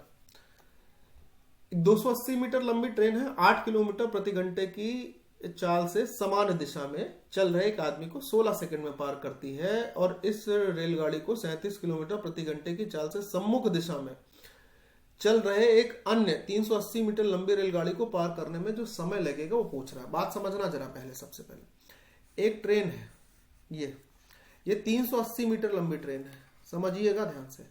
और इसी जिस दिशा में ट्रेन चल रही है उसी दिशा में एक आदमी चल रहा है। आदमी ज्यादा बड़ा हो गया, खैर कोई बात नहीं। और ये आदमी है जो चल रहा है 8 किलोमीटर प्रति घंटे की गति से। यहां पे लिख देता हूं आदमी। ठीक है, ये आदमी हो गया। इसको पार करती है, कितनी देर में पार करती है? तो इसको पार करने में जो समय लिया है इसने वो 16 सेकंड का समय लिया। अच्छा, मैं आपको एक चीज बोलता हूं कि जब कोई ट्रेन, ये ट्रेन है, जब कोई ट्रेन किसी आदमी को पार करती है तो ट्रेन अपनी लंबाई के बराबर ही दूरी तय करती है, ठीक है ना। अब ट्रेन की गति कितनी है ये नहीं पता, तो हमने ट्रेन की जो गति है उसको s लिख दिया, और दोनों सेम डायरेक्शन में है तो दोनों की गति का अंतर ले लिया गया, तो s माइनस 8 मीटर पर सेकंड में बदलेंगे, 5/18 का गुणा हो गया। साथ ही साथ ट्रेन ने अपनी लंबाई के बराबर दूरी तय करी, यानी 380 मीटर की दूरी तय करी, और इसको तय करने में 16 सेकंड का समय लिया। इससे आएगा क्या, इससे हमारे पास ये ट्रेन की गति आ जाएगी, और थोड़ा अच्छे से करेंगे तो बिल्कुल सही भी आ जाएगी। समझना ध्यान से, इतनी बात यहां तक क्लियर होनी चाहिए। अगर किसी को दिक्कत हो तो मुझे कमेंट से बताना, अगर हो तो। वैसे तो नहीं होनी चाहिए, इसमें तो ऐसी कोई दिक्कत है नहीं वैसे, ठीक है ना। चलिए सॉल्व करते हैं। फिर पॉइंटर ये है, ये गायब हो जाता है। 5 से इसको डिवाइड कर लेंगे, 5 सत्ते 35, 3 बचेगा, 5 छक्के 30, और 2 से इसको काट लीजिए, 9 बार कट जाएगा, 2 से इसको काट लेंगे, 8 बार कट जाएगा, ठीक है। तो यहां पर हमारे पास s माइनस 8 जो आएगा वो कितना आ जाएगा, s माइनस 8। एक काम करते हैं कि हम उल्टा कर लेते हैं, दीजिएगा 1 मिनट।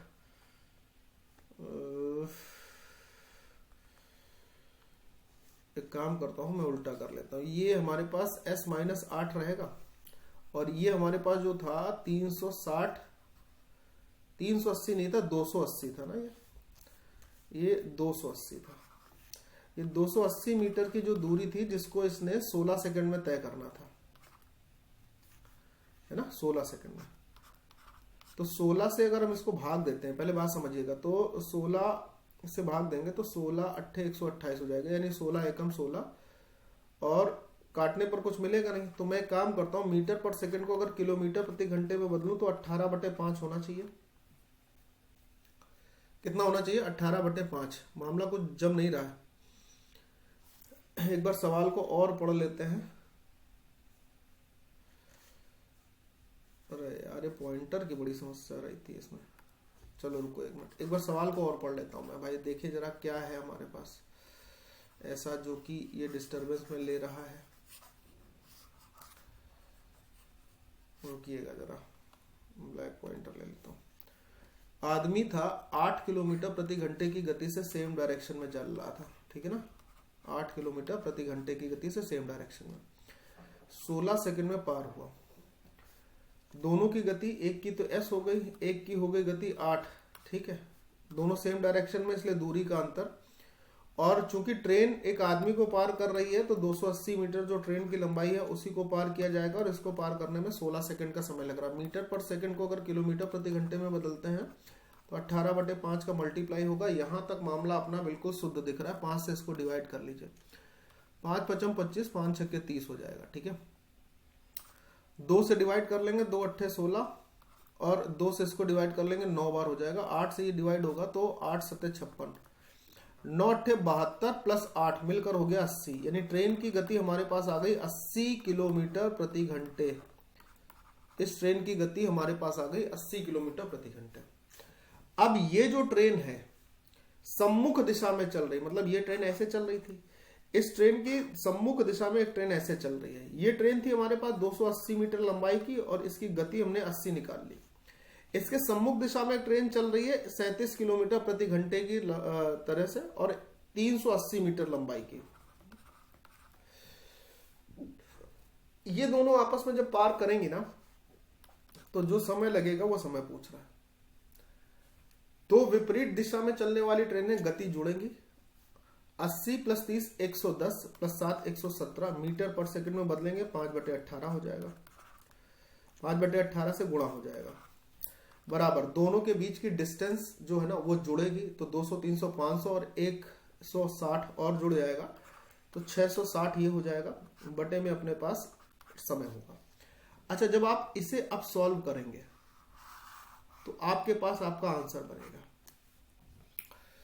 अब आपके पास आपका आंसर बनेगा, क्या बनेगा वो मुझे आप बताओ भाई। देखो 9 से ये भी कट जाएगा, 9 से ये भी कट जाएगा, ठीक।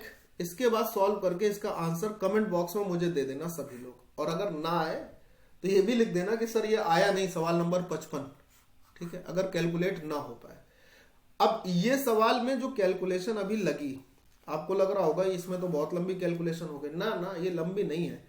ये लंबी सिर्फ इसलिए लग रही है क्योंकि आप अभी तक इन कैलकुलेशन को ऐसे ही करते हो। यही अगर मुंह जवानी कर ली जाए तो थोड़ा काम आसान हो जाएगा। मुंह जवानी करने के लिए कैलकुलेशन की जो ट्रिक्स होती हैं, जो तरीके होते हैं, एक पूरा कंप्लीट चैप्टर होता है जिसे पढ़ने में कम से कम 10 से 20 घंटे का समय लगता है और रिवीजन करना पड़ता है। वो अगर आप तय कर लोगे ना तो ये कैलकुलेशन का जो हिस्सा है ये कसम से आप मुंह जवानी कर पाओगे। अगला सवाल, एक कार को 36 मील प्रति घंटे की चाल से एक निश्चित दूरी तय करने में 2 सही 1/4 घंटे का समय लगता है और 56 मील प्रति घंटे की चाल से एक अन्य दूरी को तय करने में 1 सही 3/4 घंटे का समय लगता है। तय की गई कुल दूरी क्या होगी? एक घंटे में अगर 36 मील चल रहे हैं तो 4 दूनी 8, एक 9/4 घंटे में कितना चलेंगे, है ना। सबसे पहला काम, एक घंटे में चले 36 मील तो 4 दूनी 8 और एक 9/4 घंटे में कितना चलेंगे? तो आप बोलोगे सर 81 मील चलेंगे। दूसरी बात, एक घंटे में अगर हम 56 मील चल रहे हैं तो 4 एकम 4 3 7/4 घंटे में कितना चलेंगे? तो आप बोलोगे 14 सत्ते 98 वो चलेंगे। अब दोनों को जोड़ने पर हमारे पास कितना आ रहा है? 179 आ रहा है ना। एक बार 81 मील चले, एक बार 98 मील चले, तो दोनों को जोड़कर हमारे पास जो आ रहा है वो कितना आ रहा है? 179 मील। बोलो ठीक है, क्लियर है बात? तो ऐसे सवाल करने पड़ेंगे, मतलब ये आप चाहो तो इसको भी लिखने की जरूरत ना पड़े, इस प्रकार से काम करना पड़ेगा, ठीक है। तो इसके बाद अगले सवाल देख लेते हैं। जैसे ये कह रहा है कि एक व्यक्ति को 12 घंटे में 150 किलोमीटर, एक मिनट, क्या एक इधर आओ, इधर एक व्यक्ति को 12 घंटे में 150 किलोमीटर की दूरी तय करनी है। अच्छा बात है। यदि वह इस दूरी के 2/3 भाग को निर्धारित समय के, जो भी समय दिया है उस समय के 5/8 भाग में तय करता है, तो शेष दूरी को शेष समय में तय करने के लिए उसकी चाल कितनी होनी चाहिए? अब सिंपल क्वेश्चन है, इसमें कोई दिक्कत नहीं है। देखो, दूरी का 2/3, तो दूरी हमारे पास 150 थी, इसका अगर हम 2/3 करेंगे तो हमारे पास क्या आ जाएगा? 100 आ जाएगा।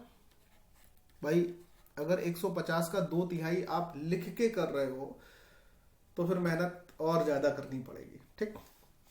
अच्छा, अब इस दूरी को इसके लिए हुए समय के 5/8 घंटे में तय करता है, तो 12 का 5/8 क्या होगा? 4×3 12, 4 दूनी 8, 3 ऊपर, 3 × 5 15/2।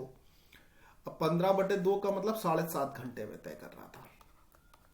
12 का 5/8 भाग हो गया 7.5 घंटे, करेक्ट। शेष दूरी कितनी बची? तो आप बोलोगे सर शेष दूरी तो बची 50, और 12 घंटे में अगर 7.5 घंटे इधर आ गए तो अब जो समय बचा होगा वो 3.5 घंटे बचा होगा। 3.5 घंटे, 4.5 घंटे, सॉरी 4.5 घंटे का समय बचा होगा। 4.5 घंटे को आप क्या लिख सकते हो? 9/2 लिख सकते हो, तो 2 ऊपर आ जाएगा। तो अब जो दूरी पूछी, जो स्पीड पूछी गई है दशमलव के 2 स्थानों तक, उसकी चाल पूछी गई है, वो होगी 100/9।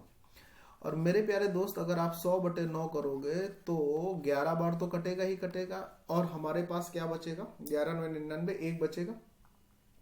इसके बाद 11.1 आ जाएगा, तो 11.1 का मतलब आपका उत्तर किसके पास जाएगा? ऑप्शन नंबर 1 के पास, यानी ए के पास। और इसको लिखने के लिए, इस सवाल को करने के लिए अगर आप 4-5 स्टेप का इस्तेमाल करते हैं तो फिर भाई थोड़ी सी समस्या तो है ही है, मान लीजिए, ठीक है ना। सवाल नंबर नेक्स्ट पर आ जाते हैं, देख लेते हैं क्या अपना सवाल है। इसको छोटा किया जा सकता है क्या? नहीं किया जा सकता है, चलो कोई बात नहीं। देखो, एक रेलगाड़ी एक टेलीग्राफ पोस्ट को और एक 300 मीटर लंबे पुल को 10 सेकंड और 20 सेकंड में पार करती है। ट्रेन की चाल क्या होगी? पहले इस बात को थोड़ा सा आप मेरे साथ समझ लो, ठीक है। एक ट्रेन है, इसके रास्ते में एक टेलीग्राफ पोस्ट यानी खंबा आया, और इसी के रास्ते में एक क्या आ गया? पुल आ गया, जिसकी लंबाई हमारे पास दी है। ये ट्रेन जो है इस टेलीग्राफ पोस्ट को सिर्फ 10 सेकंड में पार करती है, और ये जो 300 मीटर लंबा पुल है इसको पार करने में ये 20 सेकंड का समय ले लेती है, ठीक है। अब कह रहा ट्रेन की चाल क्या होगी? तो जब ऐसा क्वेश्चन आपके सामने आ जाता है कि ट्रेन, एक ही ट्रेन एक सवाल में किन्हीं 2 ऑब्जेक्ट को या 3 ऑब्जेक्ट को या 4 ऑब्जेक्ट को पार करती है, ऑब्जेक्ट मतलब जो उसके रास्ते में आने वाली चीजें हैं, तो ऐसे में क्या करना होता है? आपको ये जानकारी तो रही होगी कि ट्रेन अगर किसी खंभे को पार करती है तो उस स्थिति में खंभे की लंबाई को 0 यानी नगण्य मानते हैं, नेग्लेजिबल होती है। तो इनकी लंबाई का डिफरेंस ले लीजिए, तो लंबाई का डिफरेंस हमारे पास आएगा 300 और 0 की लंबाई का डिफरेंस 300 ही आएगा, और समय का डिफरेंस आ जाएगा हमारे पास 10, 20 और 10 का। 0 से 0 कैंसिल हो जाएगा, यानी हमें ये पता चल जाएगा ट्रेन 1 सेकंड में 30 मीटर चल रही है, यानी ट्रेन की गति हो गई 30 मीटर पर सेकंड। अब अगर इसको हमको किलोमीटर पर आवर में चेंज करना है तो 30 गुणे 18/5 कर लेंगे, 5 से डिवाइड हो जाएगा 6 बारी में, और 18 गुणे 6 का मतलब 108 आंसर हो जाएगा। तो देखा जाए तो ये तो है तो मुंह जवानी सवाल, इसको करने के लिए लिखने की आवश्यकता नहीं है, लेकिन फिर भी अगर लगती है तो थोड़ा ही लिखिए ऐसे प्रश्नों में। मतलब मुझे नहीं लगता कि आपको बहुत आवश्यकता होनी चाहिए कि हम बहुत सारा लिखें और फिर आंसर निकालें, ऐसा जरूरत नहीं रहेगी। नेक्स्ट, एक बस यात्रा के दौरान 10 मिनट के एक स्टॉप है 10 मिनट का, और 5 मिनट के एक अन्य स्टॉप, यानी कि 5 मिनट का एक और स्टॉप है। साथ ही साथ के स्टॉप के साथ 3 सही 1/4 घंटे में 160 किलोमीटर की दूरी तय करती है, बस की औसत चाल क्या होगी? औसत चाल के लिए टोटल डिस्टेंस चाहिए, टोटल डिस्टेंस हमारे पास 160 किलोमीटर की है। अब बात यह है कि यहां पर समय देखना है हमको। 3 सही 1/4 घंटे का मतलब क्या होगा? 3 घंटे 15 मिनट, करेक्ट है। टोटल समय है 3 घंटे 15 मिनट का। अब इसमें क्या हो रहा है कि वो 10 मिनट का एक स्टॉप ले रही है और 5 मिनट का एक स्टॉप ले रही है, तो 15 मिनट तो उसके स्टॉप में चले गए। तो 15 मिनट अगर उसको जगह रुकने में लगे तो अब उसका समय जो लगा होगा वो टोटल 3 घंटे का लगा होगा। यानी 160 किलोमीटर की जो दूरी रही है ना वो 3 घंटे में तय की जाएगी, तो हमारी औसत चाल आएगी। अब कितनी आएगी? तो आप बोलोगे 53 सही 1/3 किलोमीटर प्रति घंटे की उसकी औसत चाल होगी। ये आपका आंसर हो जाएगा। ये सवाल भी पूछा गया है, आप देख सकते हो। तो आपका आंसर क्या बना? ऑप्शन नंबर बी, 53 सही 1/3 घंटे। बोलो क्लियर है? मतलब लिखने की जरूरत नहीं है। ये सारे सवाल कैसे होंगे? अगर आप मुंह जवानी कर सकते हैं तो मुंह जवानी ही है, लिखना नहीं पड़ेगा इन सवालों को। एक ट्रेन 2 व्यक्तियों को क्रमशः 20 सेकंड और 40 सेकंड में एक ही दिशा में क्रमशः 15 मीटर प्रति सेकंड और 35 मीटर प्रति सेकंड से आगे निकल जाती है। ट्रेन की लंबाई क्या है? सवाल समझ ले। एक ट्रेन है, इस ट्रेन जिस दिशा में चल रही है उसी दिशा में 2 व्यक्ति चल रहे हैं। ये पहला व्यक्ति हो गया, ये दूसरा व्यक्ति हो गया, ठीक है। पहले व्यक्ति को 20 सेकंड में पार करती है, चूंकि पास होगा। दूसरे व्यक्ति को पार करने में 40 सेकंड का समय लगता है, थोड़ा दूर होगा। ये जो पहला व्यक्ति है ये 15 मीटर पर सेकंड की स्पीड लेकर चलता है, और दूसरा वाला जो आदमी है ये 35 मीटर पर सेकंड की स्पीड लेकर चलता है। सवाल ये है ट्रेन की लेंथ क्या होगी? अब कुछ ना कुछ ट्रेन की लेंथ भी होगी, कुछ ना कुछ ट्रेन की स्पीड भी होगी। ये 100% तय है, बिना इसके तो काम नहीं चलेगा। मैं आपसे एक बात कह रहा हूं, ध्यान से सुनना।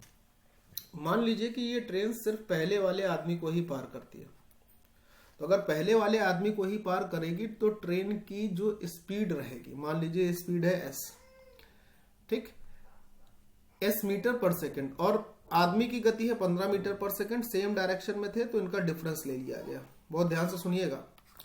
और बराबर में हमारे पास क्या आएगा? ट्रेन की लंबाई, और इसको पार करने में जो समय लगा है 20 सेकंड का टाइम लगेगा, ठीक। दूसरे के लिए अगर हम बात करते हैं, यानी हम इस ट्रेन को इस वाले आदमी के साथ कैलकुलेट करते हैं, तो हमारे पास क्या मिलेगा? ट्रेन की स्पीड अपने पास s है, आदमी की स्पीड 35 है, सेम डायरेक्शन है तो सब्ट्रैक्शन होगा। ट्रेन की लेंथ कितनी है? l है, और अपॉन में इसके लिए जो समय लगा है वो 40 सेकंड का समय लगा है। ये बात है। ये मैं लिख के इसलिए बता रहा हूं ताकि थोड़ा सा इस सवाल में कॉन्सेप्ट की क्लियरिटी हो जाए। जल्दी कैसे करना है अभी सिखा देता हूं, पहले बात समझ लीजिए, ठीक है। हमें ट्रेन की लंबाई निकालनी है। मैं क्या कह रहा हूं, पहले अगर ट्रेन की स्पीड आ जाए तो ट्रेन की लंबाई भी आ जाएगी। देखो यहां से भी ट्रेन की लंबाई l है और यहां से भी ट्रेन की लंबाई l ही है, तो यहां से l की वैल्यू हमारे पास क्या रहेगी? l की वैल्यू रहेगी 20 मल्टीप्लाई s माइनस 15। बहुत ध्यान से सुनिएगा। और यहां से l की वैल्यू क्या होगी? 40, यानी जो समय लगा था, और s माइनस 35। ये होगी कि नहीं होगी? आप बोलोगे यस सर। अच्छा, दोनों l है तो ये दोनों इक्वल हो जाएंगे।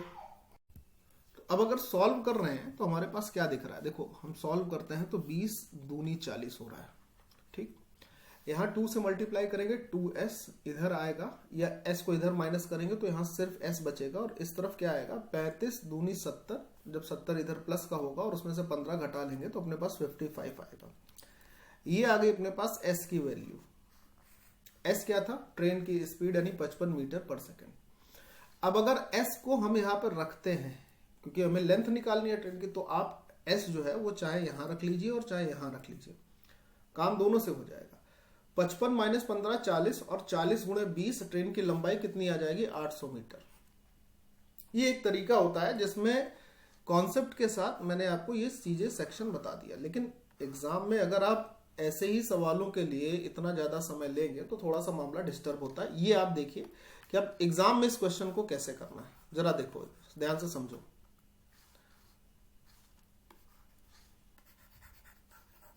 अच्छा, अब ध्यान से समझो जरा इसको कैसे करना। समय आपको दिख रहा है 20 और 40, और स्पीड क्या दिख रही, जो आदमी थे उनकी स्पीड यहां से देखो, यहां पर समय 15 और 20 और 40 था, और स्पीड जो थी वो 15 और 35 थी। ये दिख रहा है आपको। तो मैंने क्या बोला, मैंने बोला भाई खटाक से इसको डिवाइड कर लेंगे, 2 आ जाएगा। अब यहां मल्टीप्लाई हुआ 35 दूनी 70। मैंने बोला था 2 ऑब्जेक्ट होते हैं तो उनका डिफरेंस ले लेते हैं रेशियो लेने के बाद, जब सवाल ऐसा हो एक ही डायरेक्शन में। 35 दूनी 70 में से अगर हम 15 को ये वाले को माइनस कर लेते हैं, भाई ट्रेन तो वही होगी ना, स्पीड तो वही रहेगी। तो 35 दूनी 70 में 15 माइनस किया तो डायरेक्ट आप यहां पर ये बोल सकते थे कि हमारे पास ट्रेन की गति कितनी आ जाएगी, 55 मीटर पर सेकेंड। अब ये 55 मीटर पर सेकेंड की जो ट्रेन थी, अगर मैं इसी को लेकर चलता हूं तो दोनों की गतियों का अंतर तो लेना पड़ेगा ना भाई हमको। तो 55 और 15 सेम डायरेक्शन की बात हो रही है, 55 और 15 का अंतर कितना होगा अगर सेम डायरेक्शन में होंगे, तो 40, और 20 सेकंड चलती है तो 40 गुणे 20 800। यानी ये सवाल मुंह जवानी किया जा सकता था, मैंने समझा इसलिए दिया ताकि कोई प्रॉब्लम ना आए, लेकिन अगर देखो तो मुंह जवानी कर सकते थे। ठीक है, अगले सवाल पर आता हूं। एक व्यक्ति 14 घंटे में एक यात्रा पूरी कर सकता है 40 किलोमीटर प्रति घंटे की चाल से पहली 1/3 1/3 दूरी तय करता है, और शेष दूरी जो है, जो बची हुई इसकी 2/3 डिस्टेंस है, वो 60 किलोमीटर प्रति घंटे की गति से तय करता है। उसने टोटल डिस्टेंस कितनी तय करी। अब मेरी बात को बहुत ध्यान से समझना। देखो होता क्या है कि अगर हम ये लिखते हैं कि speed is equal to distance upon time, मेरी बात बहुत ध्यान से सुनो। तो अगर मुझे डिस्टेंस निकालनी है तो डिस्टेंस क्या होगी, डिस्टेंस बराबर हो जाएगा स्पीड इनटू टाइम, है ना, स्पीड इनटू टाइम। अब हमें टाइम तो पता है कि अपनी पूरी यात्रा को उसने 14 घंटे में तय कर रखा है। कहां है ये, जरा पॉइंटर आने दो, यहां पर कहां पर आएगा पॉइंटर, ये है, उसने अपनी पूरी यात्रा को 14 घंटे में तय कर रखा है, करेक्ट। उसने कुल कितनी दूरी तय करी है ये हमें पता करना है। तो तरीके को समझो जरा। पहले 1/3 डिस्टेंस को तय किया है उसने, और फिर जो बची हुई डिस्टेंस होगी यानी कि 2/3 होगी, उसको वो तय करेगा ही करेगा, ये कंफर्म बात है। पहली 1/3 जो तय करी है वो उसने 40 की स्पीड से तय करी है, और दूसरी जो 2/3 उसने तय करी है वो 60 की स्पीड से तय करी है। समझना ध्यान से। तो अगर ऐसी कंडीशन में हम कोई डिस्टेंस लेते हैं तो हमें ऐसी डिस्टेंस लेनी चाहिए जो कि 3 से डिविजिबल हो, जिसका मामला 3 से डिविजिबल होके आ जाए, है ना। ऐसी टोटल डिस्टेंस लेंगे, और ऐसी डिस्टेंस लेने पर अपना काम आसान हो जाएगा। तो यहां पर अगर मैं ऑप्शन देखता हूं तो हमारे पास सारे के सारे ऑप्शन ऐसे हैं जो 3 से डिविजिबल है। बोले सर अब क्या होगा अगर 3 से डिविजिबल है। मैं अगर एक काम करता हूं, मैं पहले अगर 720 किलोमीटर प्रति किलोमीटर की दूरी को ले लेता हूं, तो 720 का 1/3 क्या होगा, 240, और इसका 2/3 क्या होगा, 480 होगा। 40 से 240 को अगर तय करोगे तो 4 × 24 6 घंटे समय लगेगा, और 60 से अगर मैं इसको तय करूंगा तो हमारे पास 8 घंटे का समय लगेगा। 6 और 8 मिलकर 14 हो गया, यानी कंफर्म हो गया कि हमारे पास जो डिस्टेंस होगी वो यही होगी। ये तो तरीका हो गया। सर आपको कैसे पता कि पहला ही ऑप्शन आंसर होगा? मुझे बिल्कुल नहीं पता था कि पहला ही होगा, मैंने एक ऑप्शन उठाया था सिर्फ समझाने के लिए। हाँ, अब अगर आप ये चाह रहे हो कि नहीं सर इसको पूरे वैसे बता दे, तो मैं बता देता हूं, ध्यान से सुनो समझो। मेरे प्यारे दोस्त, मैंने कहा टोटल डिस्टेंस है 3D, तो अगर इसका 1/3 लेंगे तो D आएगा, जिसको हम लोग तय कर रहे हैं 40 से, और अगर 2/3 लेते हैं तो वो आता है 2D, जिसको हम लोग तय कर रहे हैं किससे, 60 से। डिस्टेंस अपॉन स्पीड होता है टाइम, और टाइम यहाँ पर पूरा लगा है 14 घंटे का। आप इसको अगर सॉल्व कर लेते हैं तो इसको सॉल्व करने पर D की जो वैल्यू होगी वो आपका आंसर होगी। या तो आप इस इक्वेशन, इस एक्सप्रेशन को सॉल्व कर ले, then you will get your answer. Otherwise इसकी जरूरत नहीं है, आप थोड़ा सा दिमाग लगाएं और सीधे सीधे आंसर तक पहुंच जाएं। नेक्स्ट क्वेश्चन आते हैं। ठीक है, 63 किलोमीटर पर आवर की चाल से चल रही एक ट्रेन ए विपरीत दिशा से 45 किलोमीटर प्रति घंटे की चाल से आ रही ट्रेन बी को पूरी तरीके से पार करती है। 21 सेकंड का समय लेती है। ट्रेन बी की लंबाई ए की लंबाई का 2.5 गुना है, ऐसा बोल दिया गया। ट्रेन बी जो है वो ए की लेंथ का 2.5 गुना है। ठीक है, अच्छा अब क्या कह रहा है, कह रहा है ट्रेन बी जो है वो एक पुल को पूरी तरीके से पार करने में 76 सेकंड का समय लेती है। पुल की लंबाई क्या होगी, ये सवाल है और अच्छा सवाल है, समझना ध्यान से। सबसे पहले इसकी जो पहली कंडीशन है कि ट्रेन ए है और ये ट्रेन बी है, ये दोनों एक दूसरे की अपोजिट डायरेक्शन से आ रही हैं। ठीक है, ये ट्रेन ए हो गया और यहां पर ये ट्रेन हो गई बी। अब ध्यान से समझते चलना, इसकी स्पीड है 63 किलोमीटर पर आवर, ये ट्रेन जो अपोजिट डायरेक्शन से आ रही है 45 किलोमीटर पर आवर की स्पीड से चली आ रही है। पार करने में जो समय लगा है वो 21 सेकंड का समय लगा है कि ये ट्रेन एक दूसरे को 21 सेकंड में पार करती है। और लेंथ के लिए क्या वो डिस्क्रिप्शन देता है, कह रहा है कि ट्रेन ए बी की जो लंबाई है वो ए की लंबाई का 2.5 गुना है। अब बात समझे, तो 2.5 गुने का मतलब 5/2 होता है। तो मैं ये कह रहा हूं कि मैं अगर ट्रेन ए की लंबाई को 2L ले लेता हूं तो ट्रेन बी की लंबाई इसका 2.5 गुना होने के कारण 5L हो जाएगी। अब बस काम हमारा आसान हो गया। दो ट्रेन है, दोनों अपोजिट डायरेक्शन में चल रही है, इनकी स्पीड जो लेंथ होगी वो जुड़ेगी, तो 5 और 2 7L हो जाएगा। कितना हो जाएगा, 7L। स्पीड हो गई 7L। कितना समय लगा था, 21 सेकेंड। और चाल बराबर दूरी बटे समय होता है और दोनों की स्पीड जुड़ जाएगी तो 63 और 65 मिलकर अगर हम जोड़ेंगे तो हमारे पास 108 आएगा। मीटर पर सेकंड में चेंज करेंगे, 5/18 से मल्टीप्लाई हो जाएगा। 18 से 6 बार में ये कैंसिल हो जाएगा, 7 से 3 बार में ये कैंसिल हो जाएगा। 6 पंचे 30 गुणे 3 अगर करेंगे तो L इज इक्वल टू हमारे पास 90 आएगा। यानी पहली ट्रेन की लंबाई 90 का 2 गुना 180 हो जाएगी और तीसरी होगी 9 पंजे 45 यानी कि 450 मीटर। समझ में आ गई बात। पहली ट्रेन की लंबाई 180 मीटर, दूसरी ट्रेन की लंबाई 450 मीटर। अब इसके बाद का प्रोसेस ये है मेरे प्यारे दोस्त कि जो ट्रेन बी थी वो एक पुल को क्रॉस करती है। तो अब हम ट्रेन बी की बात कर रहे हैं, यहां से ये ट्रेन बी ऐसे चल रही थी। इस ट्रेन की लेंथ आ गई है 450 मीटर और इस ट्रेन की स्पीड जो है वो 45 किलोमीटर पर आवर थी। इसके रास्ते में एक पुल आ जाता है, ऐसे समझना जरा, ये पुल आ गया। इसको पार करने में इसने समय लिया 76 यूनिट टाइम का। अब ये पुल कितने लंबाई का है यही हमको पता करना था। तो जब कोई ट्रेन किसी पुल वगैरह को पार करती है तो ट्रेन की लेंथ के साथ, ट्रेन की लंबाई के साथ पुल की लंबाई जुड़ जाती है। ट्रेन की स्पीड कितनी है, 45 किलोमीटर पर आवर। अब इसको पहले मीटर पर सेकंड में बदल लेते हैं, 45 × 5/18। और ये कितना टाइम लेके पार करती है, तो बोलोगे सर 76 सेकंड लेके टाइम पार करती है। तो हमारे पास जो चली गई टोटल डिस्टेंस होगी वो इतनी होगी। भाई चाल बराबर दूरी बराबर क्या होता है, दूरी बराबर होता है चाल, ये चाल हो गई, और गुणे समय, तो ये समय हो गया 76 सेकंड का। अब इसमें पहली वाली ट्रेन जो थी, मतलब ये वाली जो ट्रेन थी उसकी लंबाई थी 450 मीटर। तो अगर मैं उसको माइनस कर दूंगा तो अपना आंसर नहीं आ जाएगा, आ जाएगा ना आंसर। यही काम करना था, इसमें काम खत्म हो जाएगा और कुछ नहीं करना है। आप मेरी बात समझ पाए होंगे, ठीक है। अब मैं बढ़ रहा हूं आगे की तरफ। देखो जरा, इसको अगर हम सॉल्व करेंगे तो हमारे पास सॉल्व करने में अपने पास 45 तो बाहर कॉमन आएगा ना, 45 तो कॉमन आ जाएगा। अंदर क्या बचेगा, अंदर बचेगा यहाँ पर 5/18 गुणे 76 और यहां पर क्या हो जाएगा, 45 कॉमन लिया तो 10 बचेगा। हमारा आंसर अब कहां पर जाके वेरी करेगा ये चीज चेक करनी है। क्या आंसर हो सकता है अगर इसको हम सॉल्व करते हैं, ये देखना है। इसको सॉल्व करके आंसर क्या आएगा ये भी आप मुझे बता सकते हो। प्लस दूसरी चीज, एक बार कैलकुलेशन जो रहेगी ना आपकी, उसको देखना बहुत जरूरी है। वो नहीं देखोगे तो फिर मामला कहीं ना कहीं डिस्टर्ब होगा, ठीक है ना। चलो आगे बढ़ता हूं। तो इसका आंसर क्या कोई दे सकता है, जिसको आ जाए तो वो मुझे आंसर जरूर देना कि अगर मैं इसको सॉल्व करूंगा तो मेरा आंसर क्या होना चाहिए, जिसको आ जाए। नहीं होता है तो फिर मैं कैलकुलेट करके अभी यहीं पर फिर सॉल्व करूं, ठीक है। लेकिन फिर भी मैं आप लोगों से ये कहूंगा कि एक बार ट्राई जरूर करना, नहीं आएगा तो फिर तो मैं हूं ही, मान लीजिए कि इसमें से इसको इसको इसको इसको इसको बताने के लिए, पुल की लंबाई बताने के लिए, तो फिर हम काम करेंगे ही करेंगे। लेकिन मुझे लगता है कि थोड़ा सा अगर आप भी काम करते रहेंगे तो अपना दोनों लोगों का काम इजी होता रहेगा।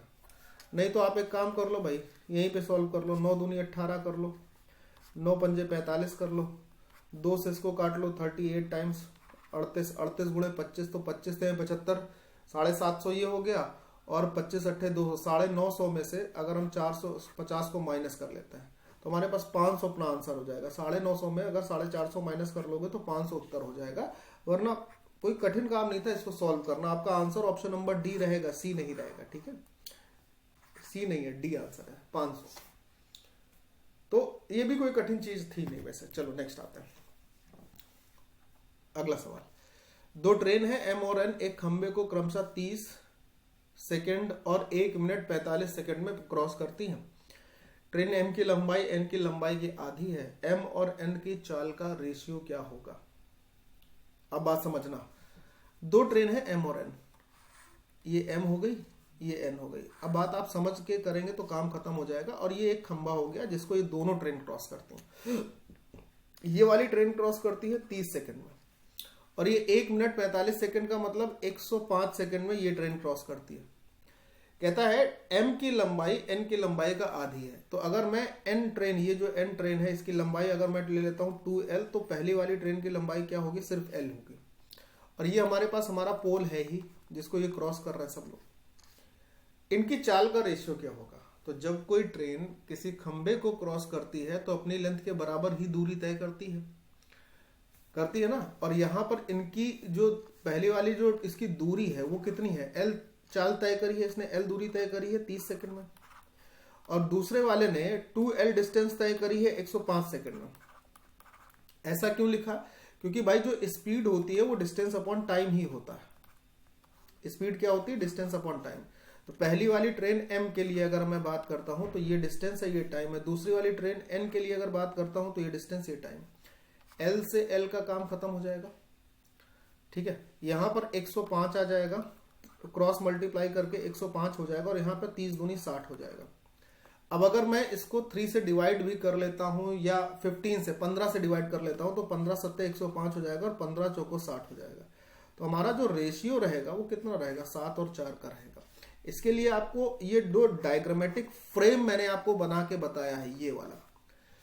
ये आप तब सीखते हो जब आप ये चीजें पढ़ते हो, लेकिन एग्जाम के समय सीखने और करने की जरूरत नहीं होती है, क्योंकि एग्जाम के ही क्वेश्चन कर रहे हैं। इसलिए मैं आपको वो अप्रोच, वो चीजें, वो माइनर से पॉइंट, ये सारी चीजें डिस्कस करते हुए चलूंगा कि एग्जाम में क्या करने का होता है, क्या नहीं होता है। सवाल नंबर नेक्स्ट। किसी वाहन की गति 10 किलोमीटर प्रति घंटा कम हो तो उसे 1800 किलोमीटर की दूरी तय करने में 2 घंटे ज्यादा लग जाते हैं। तो सामान्य गति से लगने वाला समय क्या है? अब इस क्वेश्चन को बच्चा करता है कैसे? करने का बच्चा का तरीका क्या होता है, मैं आपको वो समझाता हूं। देखो क्या है, 1800 किलोमीटर की डिस्टेंस है। मान लीजिए पहले वो किसी 1800 किलोमीटर की डिस्टेंस को अगर एस स्पीड से तय कर रहा है तो उसको कुछ ना कुछ टाइम लग रहा होगा। फिर उसने यही 1800 किलोमीटर की डिस्टेंस को तय किया किस स्पीड से? जब उसकी स्पीड 10 किलोमीटर प्रति घंटे कम रह गई, ये यहां पर। तो समय कितना लगा? 2 घंटे ज्यादा लगे। यहां पर 2 घंटे ज्यादा लग रहे हैं, यहां पर 2 घंटे ज्यादा लग रहे हैं। तो अगर मैं इसमें 2 घंटे ऐड कर दूंगा तो ये दोनों बराबर हो जाएंगे। अब आप इसको सॉल्व करके, ध्यान से सुनना, इसको सॉल्व करके s निकालो और फिर उस s को यहां पर रखो तो आपके पास t आ जाएगा। ये हो गया पहला तरीका। This is your first method. Second क्या है कि आपको फॉर्मूला याद होगा कि तय की गई दूरी है 1800 किलोमीटर। पहली गति है s और दूसरी गति है s माइनस 10। दोनों के बीच का जो डिफरेंस है वो हमारे पास 10 है, और डेल्टा t यानी समय का जो डिफरेंस है वो 2 है। समय का डिफरेंस कितना है? 2 है। अब यहां या तो आप इस एक्सप्रेशन को सॉल्व करिए, यहां से s निकालिए और s निकालने के बाद उस s को इसी में रखिए, फिर सॉल्व करिए और फिर आपका टाइम आएगा। एक तो ये तरीका हो गया। एक तीसरा तरीका ये है ऐसे क्वेश्चन को करने का जो आपके लिए काफी सरल बना रहेगा। क्या बना रहेगा? देखो जितनी स्पीड कम की गई है, कितनी की कम की गई है, 10 किलोमीटर प्रति घंटे की गति को कम किया गया है। इधर आओ जरा, 10 किलोमीटर प्रति घंटे कम किया गया है, जिसके कारण 2 घंटे ज्यादा लगे। और ये जो डिस्टेंस है ये फिक्स है, इसमें कोई परिवर्तन नहीं है। 1800 पहले भी थी, 1800 में भी है। तो मैं आपको यहाँ पर क्या सिखा रहा हूँ, एक बेहतरीन तरीका। 10 किलोमीटर प्रति घंटे कम करने के कारण 2 घंटे का समय ज्यादा लग रहा है। अब मैं क्या कह रहा हूं, इसका डबल करो, यहाँ पे 20 होगा, इसका डबल करो 40 होगा। इनका आपस में क्रॉस मल्टीप्लाई करो, और जिस क्रॉस प्रोडक्ट में ये 1800 आपके पास दिख जाए वहीं रुक जाना। जैसे इधर देखो 20 दूनी 40, 10 चौको 40, 40 दिख रहा है, नहीं दिख रहा है सर।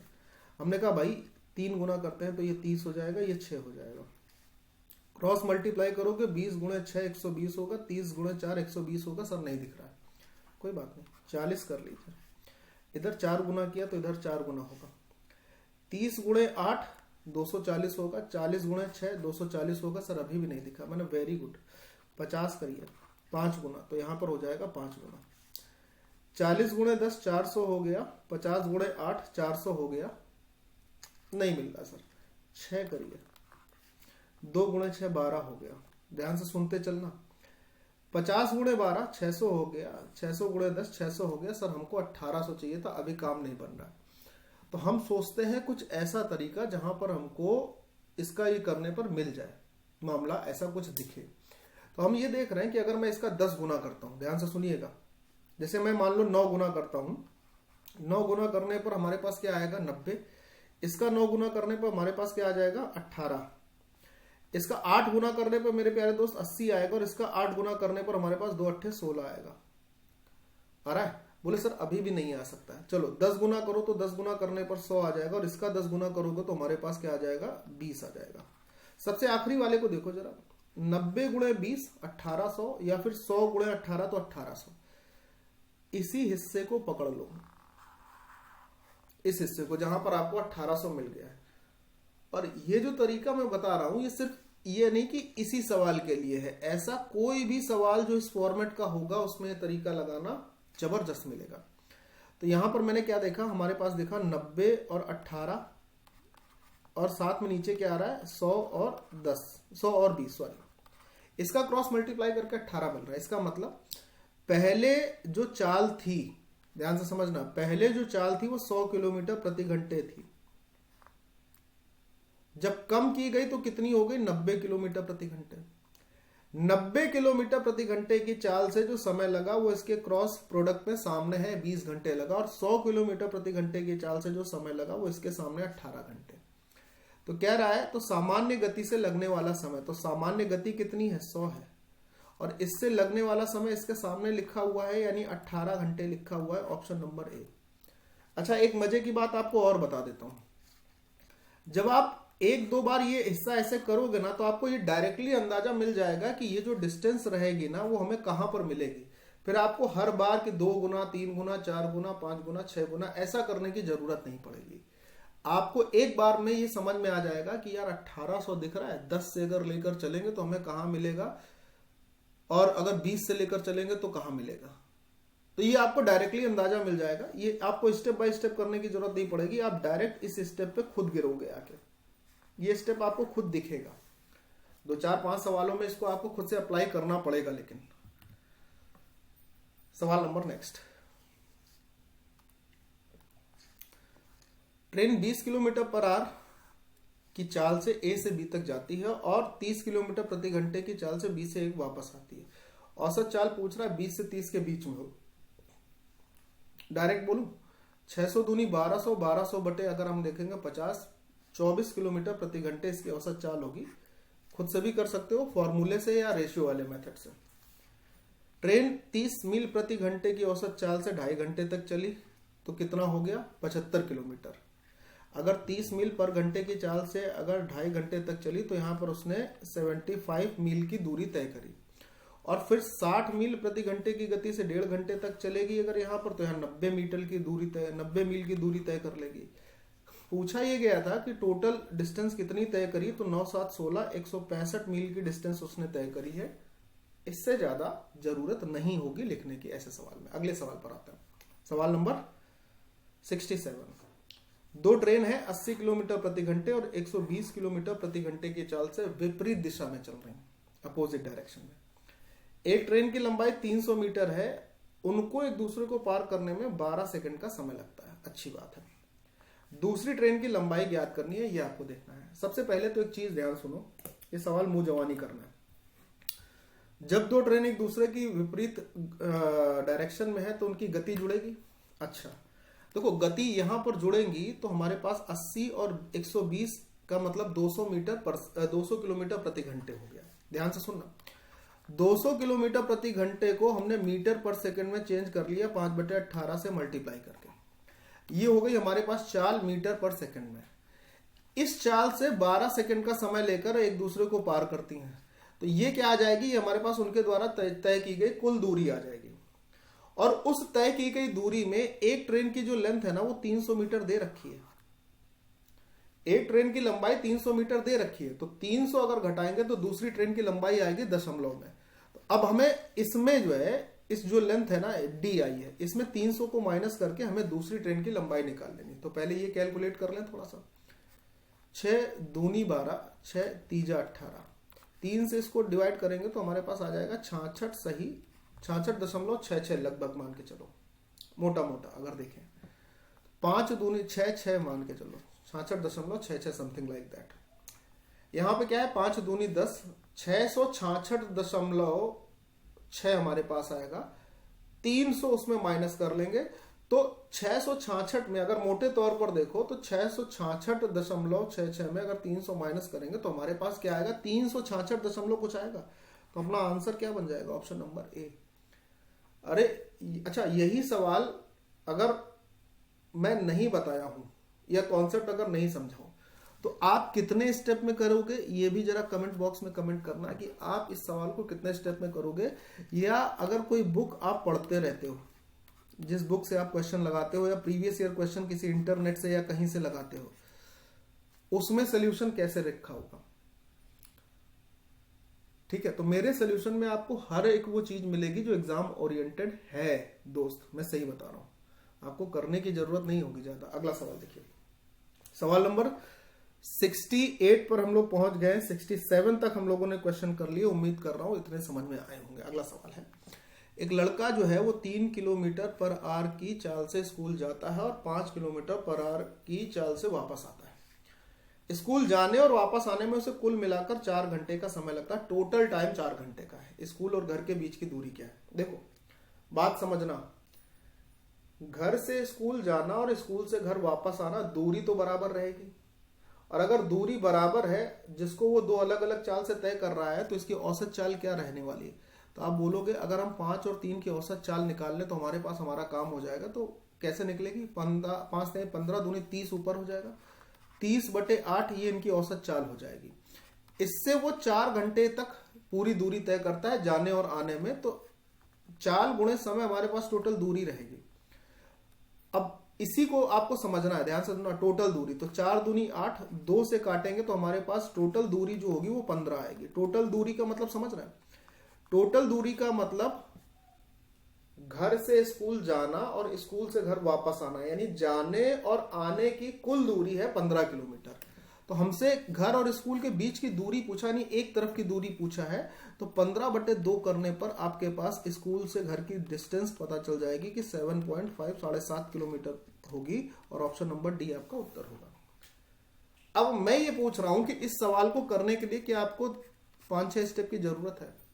आपने अगर कोर्स सही ढंग से पढ़ रखा है, किसी से भी पढ़ो, मैं ये नहीं कहता हूं कि आप मुझसे ही पढ़ो, किसी से भी पढ़ा हो, तो ऐसे सवाल जो है ना, ऐसे सवालों को तो करने के लिए आपको जब बहुत ज्यादा समय नहीं लेना चाहिए, जो मेरा मानना है, और मेरा मानना सही है जहां तक है ना।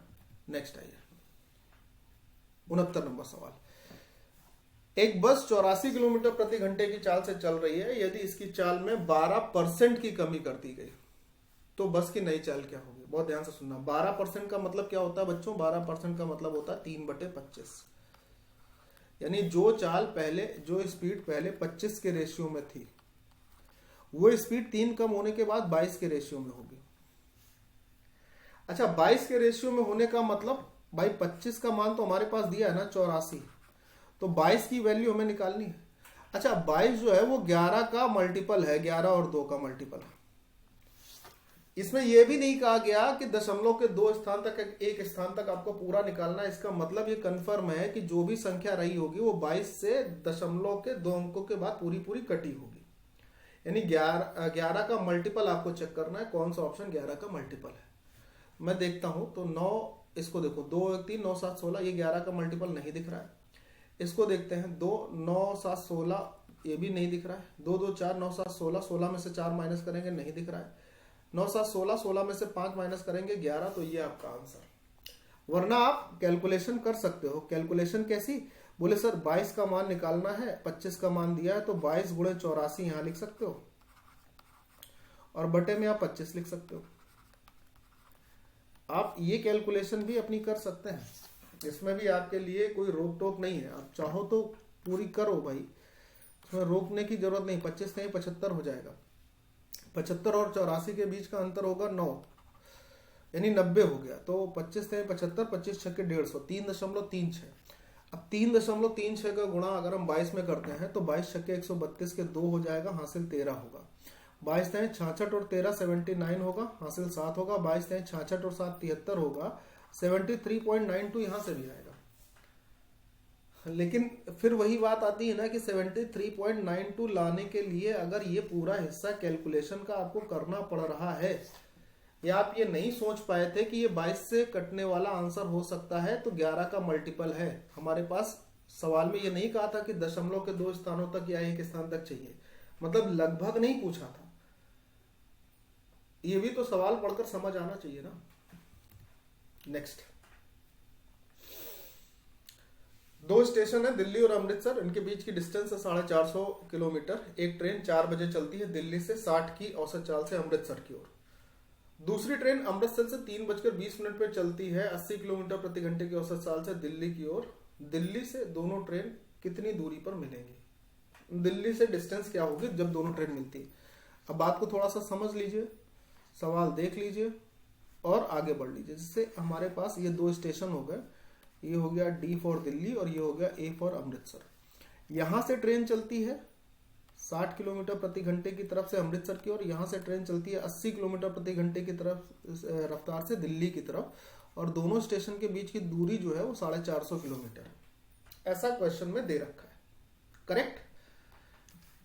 दिल्ली से चलने वाली ट्रेन शाम 4 बजे चलती है, गौर से सुनिएगा, और अमृतसर से जो चलने वाली ट्रेन है वो 3:20 पर चलती है। 3:20 पर ये ट्रेन चलती है अमृतसर से, जो 80 की रफ्तार से चल रही है। तो मैं आपसे ये कहना चाह रहा हूं, ये समझाना चाह रहा हूं आपको कि अगर अमृतसर से चलने वाली ट्रेन की गति 80 किलोमीटर प्रति घंटे है और ये 3:20 पे चलती है, और दूसरी ट्रेन दिल्ली से 4 बजे चलती है, तो 3:20 से 4 बजे तक 40 मिनट तो होंगे ना, जिसमें ये ट्रेन पहले चली होगी अमृतसर से चलने वाली। 40 मिनट का मतलब क्या होता है? 40 मिनट का मतलब होता है 2/3। भाई ये 4 बजे चल रही है, दिल्ली से चली है, और ये 3:20 पे चलती है, तो 40 मिनट का अंतराल आ रहा है ना। 40 मिनट का मतलब 2/3 घंटे। और अगर किसी ट्रेन की गति है 80 किलोमीटर प्रति घंटे, तो वो 40 मिनट मतलब कि 2/3 घंटे में जितनी दूरी तय करेगी वो कितनी होगी? वो होगी 160/3 किलोमीटर की दूरी तो ये तय कर चुकी होगी ना। तो यहां पर मान लो कि इसने 160/3 किलोमीटर की दूरी को पहले ही तय कर लिया, और अब जब ट्रेन अमृतसर से चलने वाली यहां पे पहुंची है, तब इसको यहां पर जो समय बजा होगा, अब इसका 4 बज गया होगा यहां पर, अब इसका टाइम यहां पे 4 हो गया होगा। बात बहुत जबरदस्त सी है, सोचने और समझने वाली है, समझना है ध्यान से। सवाल एक बार देख लो। Train A leaves 4 PM from Delhi towards Amritsar on an average speed of 60 kmph, and the second train departs from Amritsar at 3:20 PM, moves towards the Delhi at an average speed of 80 km/h। ठीक लिखा है। Distance Delhi से कितनी दूरी पर मिलेगी, समझते हुए चलना। तो मैं ये कह रहा हूं मेरे प्यारे दोस्त कि 450 किलोमीटर की दूरी में, कहाँ है पॉइंटर, ये है, 450 किलोमीटर की जो डिस्टेंस थी उसमें अगर 160/3 किलोमीटर की डिस्टेंस को तय कर लिया जाता है तो जो अभी रिमेनिंग डिस्टेंस होगी वो कितनी होगी? 450 गुणे 3, 45 गुणे 3, 135, 1350 माइनस 160 बटे में अपने पास 3, 150 कम करोगे 1200, 1200 में 10 और कम कर दोगे तो 1190/3 होगी जो बची हुई दूरी होगी। अब यानी कि ये बात हो गई कि अब जो हमारे पास ये डिस्टेंस बची यहां से यहां तक की, ये जो डिस्टेंस बची है, ये वाली डिस्टेंस रेड वाली, ये डिस्टेंस कितनी बची? तो आप बोलोगे ये डिस्टेंस बची सर 1190/3 किलोमीटर की। इसको तय करना है, समझना ध्यान से, इसको तय करना है। अब इसको तय करने में चूंकि दोनों अपोजिट डायरेक्शन में चल रही है, एक की गति 80 एक की गति 60 है, तो 1190/3 को बहुत ध्यान से सुनिएगा, 1190/3 किलोमीटर की डिस्टेंस को अगर हम 60, 80, 140 से तय करेंगे तो जो टाइम लगेगा वो निकल कर आएगा, टाइम निकल कर आएगा। और उस टाइम का हिसाब किताब किसके साथ होगा? उस टाइम का हिसाब किताब जब टाइम निकल कर आएगा तो दिल्ली से कितनी दूरी पर मिलेंगी? 60 का गुणा करके मिलेगा। फिलहाल कोशिश करते हैं निकालने की, समझते चलिएगा, ध्यान से देखते चलिएगा। ये हो जाएगा यहां पर 1190 बटे में 3 गुणे 140। कैलकुलेशन को एक बार देखना कहीं गलत ना हो रही हो, मुझे लग रहा थोड़ी बहुत कहीं गड़बड़ है। 0 से 0 कट जाएगा, ठीक है। अब हम 119 और इसको काटने का प्रयास करते हैं तो 17 सत्ते 119 होता है, 7 से कट सकता है। तो जब ये 7 से कटेगा तो ये 17 बार कटेगा, और 7 से ये कटेगा तो 2 बार कटेगा। तो हमारे पास टाइम क्या आ गया? हमारे पास टाइम आ गया 17/6 का। अब 17/6 हमारे पास टाइम आ गया, तो दिल्ली से चलने वाली जो ट्रेन है जो कि 60 किलोमीटर प्रति घंटे की गति से चल रही है, वो 17/6 समय में जितनी डिस्टेंस तय करेगी वही उसका आंसर होगा। तो 6 से इसे काटेंगे 10, और 10 गुणे 17 जो होगा 170 किलोमीटर पे मिलेगी दिल्ली से। ये एक अच्छा क्वेश्चन है, ये एक अच्छा क्वेश्चन है, इसको आप लिख लीजिएगा। This is a very good question. यहां पर आपको थोड़ी सी ये जो कैलकुलेटिव पार्ट है ना, जो कैलकुलेशन का ये हिस्सा है, ये करना पड़ेगा। यहां पर बिना कैलकुलेशन अगर आप सोचें कि कुछ बात बन जाए तो शायद ना बने, इतना आपको करना ही होगा। समझ में आई बात? सवाल नंबर नेक्स्ट। 2 ट्रेन है एक ही समय पर ए और बी से चलना शुरू करती है। 85 किलोमीटर और 105 किलोमीटर प्रति घंटे की चाल से एक दूसरे की ओर बढ़ रहे हैं, यानी अपोजिट डायरेक्शन में चल रही हैं। जब वे एक दूसरे से मिलती हैं तो ये पाया गया कि बी से चली रेलगाड़ी ने ए से चली रेलगाड़ी की तुलना में 200 किलोमीटर की दूरी ज्यादा तय करी है। 19 से कटने वाला आंसर हो जाएगा ऑप्शन नंबर डी के अलावा इसका कोई आंसर नहीं हो सकता है, ये आपका आंसर होगा। अच्छा, ये मैंने इतनी जल्दी कैसे बता दिया? पहली तो बात ये है कि अभी इसी प्रकार के 2 क्वेश्चन मैं आपको इससे पहले करा चुका हूं। दूसरी बात यह है कि इसमें पूछा वही था जो कॉन्सेप्ट है कि दोनों ट्रेन के दोनों स्टेशन ए और बी के बीच की दूरी क्या है। तो मैं ये देख पाया कि अगर ट्रेन की एक की स्पीड है 85 और एक की स्पीड है 105, तो दोनों को अगर जोड़ेंगे तो 190 बनेगा। और जो सापेक्ष गति यहां होगी वही सापेक्ष गति इनकी डिस्टेंस की होगी, क्योंकि अगर समय इक्वल होता है, टाइम इक्वल होता है, तो जो रेशियो स्पीड का रहता है वही डिस्टेंस का हो जाता है। और डिस्टेंस का रेशियो यहां पर 190 दिख रहा है, यानी 19 से कटने वाला नंबर दिख रहा है, और 19 से कटने वाला नंबर पे हमारे पास एक ही ऑप्शन था। अच्छा, कई बच्चों को ये लगेगा यार अपना तो आता है तो जल्दी से कर लेते हैं और हमको नहीं बताते हैं। इससे पहले इसी प्रकार के ऐसे ही मैं 2 क्वेश्चन आपको करा चुका हूं। तो निवेदन ये है कि अगर समय बचाना है थोड़ा, तो हम लोगों को ऐसा काम करना पड़ेगा कि थोड़ा समय बच जाए, ठीक है। नेक्स्ट, 240 मीटर और 320 मीटर लंबी 2 ट्रेन है, समांतर पटरी पर एक ही दिशा में यानी कि सेम डायरेक्शन में चल रही है। स्पीड ये दे रखी है। दोनों ट्रेन के मिलने के समय एक दूसरे को पार करने में कितना समय लगेगा? बिल्कुल ही घटिया क्वेश्चन है। सेम डायरेक्शन में स्पीड तो जुड़ जाएगी, स्पीड जुड़कर हो जाएगी 560, सॉरी डिस्टेंस जुड़कर हो जाएगी 560, लेकिन स्पीड का डिफरेंस मिलेगा तो हमारे पास 9 मिलेगा। और 9 किलोमीटर प्रति घंटे को अगर हम मीटर पर सेकंड में बदलेंगे तो 5/18 होगा, 2 यहाँ आ जाएगा, 5/2 ऊपर जाएगा हमारे पास, तो हो जाएगा 560 गुणे 2/5। अब इसको सॉल्व करके आपको कितने सेकंड लगेंगे ये आपको बता देना है। तो क्या ये नहीं पता चल पाएगा? 120 दूनी 240, भाई 120 दूनी क्या हो गया 240। ये बात समझ में आई पहले तो, हाँ या ना?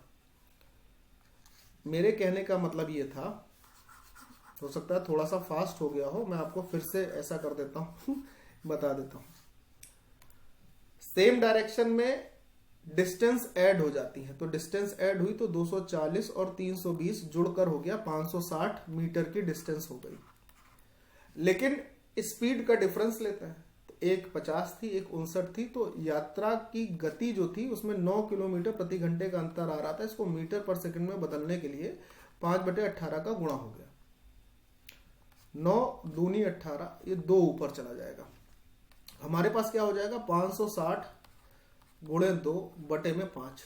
बहुत ध्यान से सुनिएगा, 5 से इसको डिवाइड कर लेंगे तो 112 आएगा, और 112 दूनी क्या होगा 224 होगा, यानी 224 सेकंड आ रहा है हमारे पास। ये सेकंड लिखा है, 224 सेकंड आ रहा है। अब 224 सेकंड में हमारे पास 3 मिनट में तो 180 सेकंड हो गए। 180 और 224 के बीच में 44 सेकंड का अंतर आ रहा है, इसका मतलब 3 मिनट 44 सेकंड का समय लगेगा। अब ये क्वेश्चन अगर करने के लिए, मैं तो ये कह रहा हूं कि जितना ये लिख दिया गया ये भी लिखने की जरूरत नहीं थी। अब ये क्वेश्चन करने के लिए अगर आपको लिखना पड़ता है तो आपने अभी सही ढंग से अपनी चीजों को पढ़ा नहीं है। पढ़ लीजिए, बहुत जल्दी एप्लीकेशन पे हमारा कोर्स आपको लाइव मिल जाएगा, और एकदम अफोर्डेबल प्राइस पर, कि चिंता की ऐसी कोई आवश्यकता नहीं रहेगी कि बहुत ज्यादा दाम रख दिया। बहुत अफोर्डेबल प्राइस पर हर एक बच्चा ले सकता है। ठीक है, इस हफ्ते एप्लीकेशन बन जाएगी, नेक्स्ट वीक से आपको कोर्स अवेलेबल होंगे लाइव। चलिए, बबली ने 14 घंटे का सफर तय किया, और यदि वह 1/4 यात्रा 25 किलोमीटर प्रति घंटे की चाल से, और शेष यहां पर शेष होगा 30 किलोमीटर प्रति घंटे की चाल से तय करती है, तो उसके द्वारा होगा, उसके द्वारा यहां पर होगा तय, उसके द्वारा तय की गई टोटल डिस्टेंस क्या है। 1/4 यात्रा और शेष यात्रा मतलब 3/4। तो आप कुछ भी डिस्टेंस ले सकते हो, 1/4 और 3/4 का मतलब जो कि 4 से कट जाए। अब 4 से कटने वाली संख्या अगर मैं देख पा रहा हूं तो यहां पे मुझे मिल रही है 400। 400 का अगर मैं ऑप्शन देखूं, 400 में ऑप्शन अगर देखूं तो 400 का 1/4 ये होगा, और 3/4 का मतलब 300 होगा। मैं कह रहा हूं कि अगर 100 किलोमीटर की दूरी को मैं 25 के हिसाब से तय कर लूं, और 300 किलोमीटर की दूरी को मैं 30 के हिसाब से तय करूं, तो यहां पर 4 घंटे समय दिख रहा है, और यहां पर 10 घंटे समय दिख रहा है। ये दोनों समय जो है ये मिलकर क्या 14 घंटे बन रहे हैं? तो आप बोलोगे हाँ सर 14 घंटे बन तो रहे हैं, यही सवाल में भी था। तो इसका मतलब 101% तय हो गया कि हमारा ऑप्शन नंबर बी, जो कि सी की जगह पर लिखा हुआ, ये आंसर होगा। यानी तय की गई दूरी कितनी होगी? 400 किलोमीटर होगी। That's it. अब इसके लिए आप डी मानो, एक्स मानो, वाई मानो, कुछ भी मानो, वो आपकी इच्छा है, लेकिन जरूरत नहीं है। समझ रहे मेरी बात? 64 किलोमीटर प्रति घंटे की चाल से चल रही 400 मीटर लंबी रेलगाड़ी 80 किलोमीटर प्रति घंटे की चाल से चल रही 720 मीटर लंबी एक अन्य रेलगाड़ी को पार करती है। अभी तक ये नहीं पता कि सेम डायरेक्शन है या अपोजिट है, बस इतना पता है कि पार कर रही। दूसरी रेलगाड़ी को पहली रेलगाड़ी में बैठे हुए एक आदमी को पार करने में क्या समय लगेगा? अब बात को समझना मित्र, ये है हमारे पास पहली रेलगाड़ी। 1 मिनट, ये है हमारे पास पहली रेलगाड़ी जिसकी गति हमारे पास दे रखी है 64 किलोमीटर प्रति घंटे और 400 मीटर इसकी लंबाई है। समझदार लोग पहले भी ये समझ चुके होंगे कि इनकी डायरेक्शन अपोजिट होगी या सेम होगी। इतने सवाल पहले से कर चुके हो तो ये अंदाजा लगना तो बड़ा आम हो गया होगा। कैसे, मैं बता देता हूं। दूसरी ट्रेन जो है उसकी जो गति है, सर आप एक ही दिशा में क्यों बनाए दे रहे हैं, मैं बता रहा हूं ना।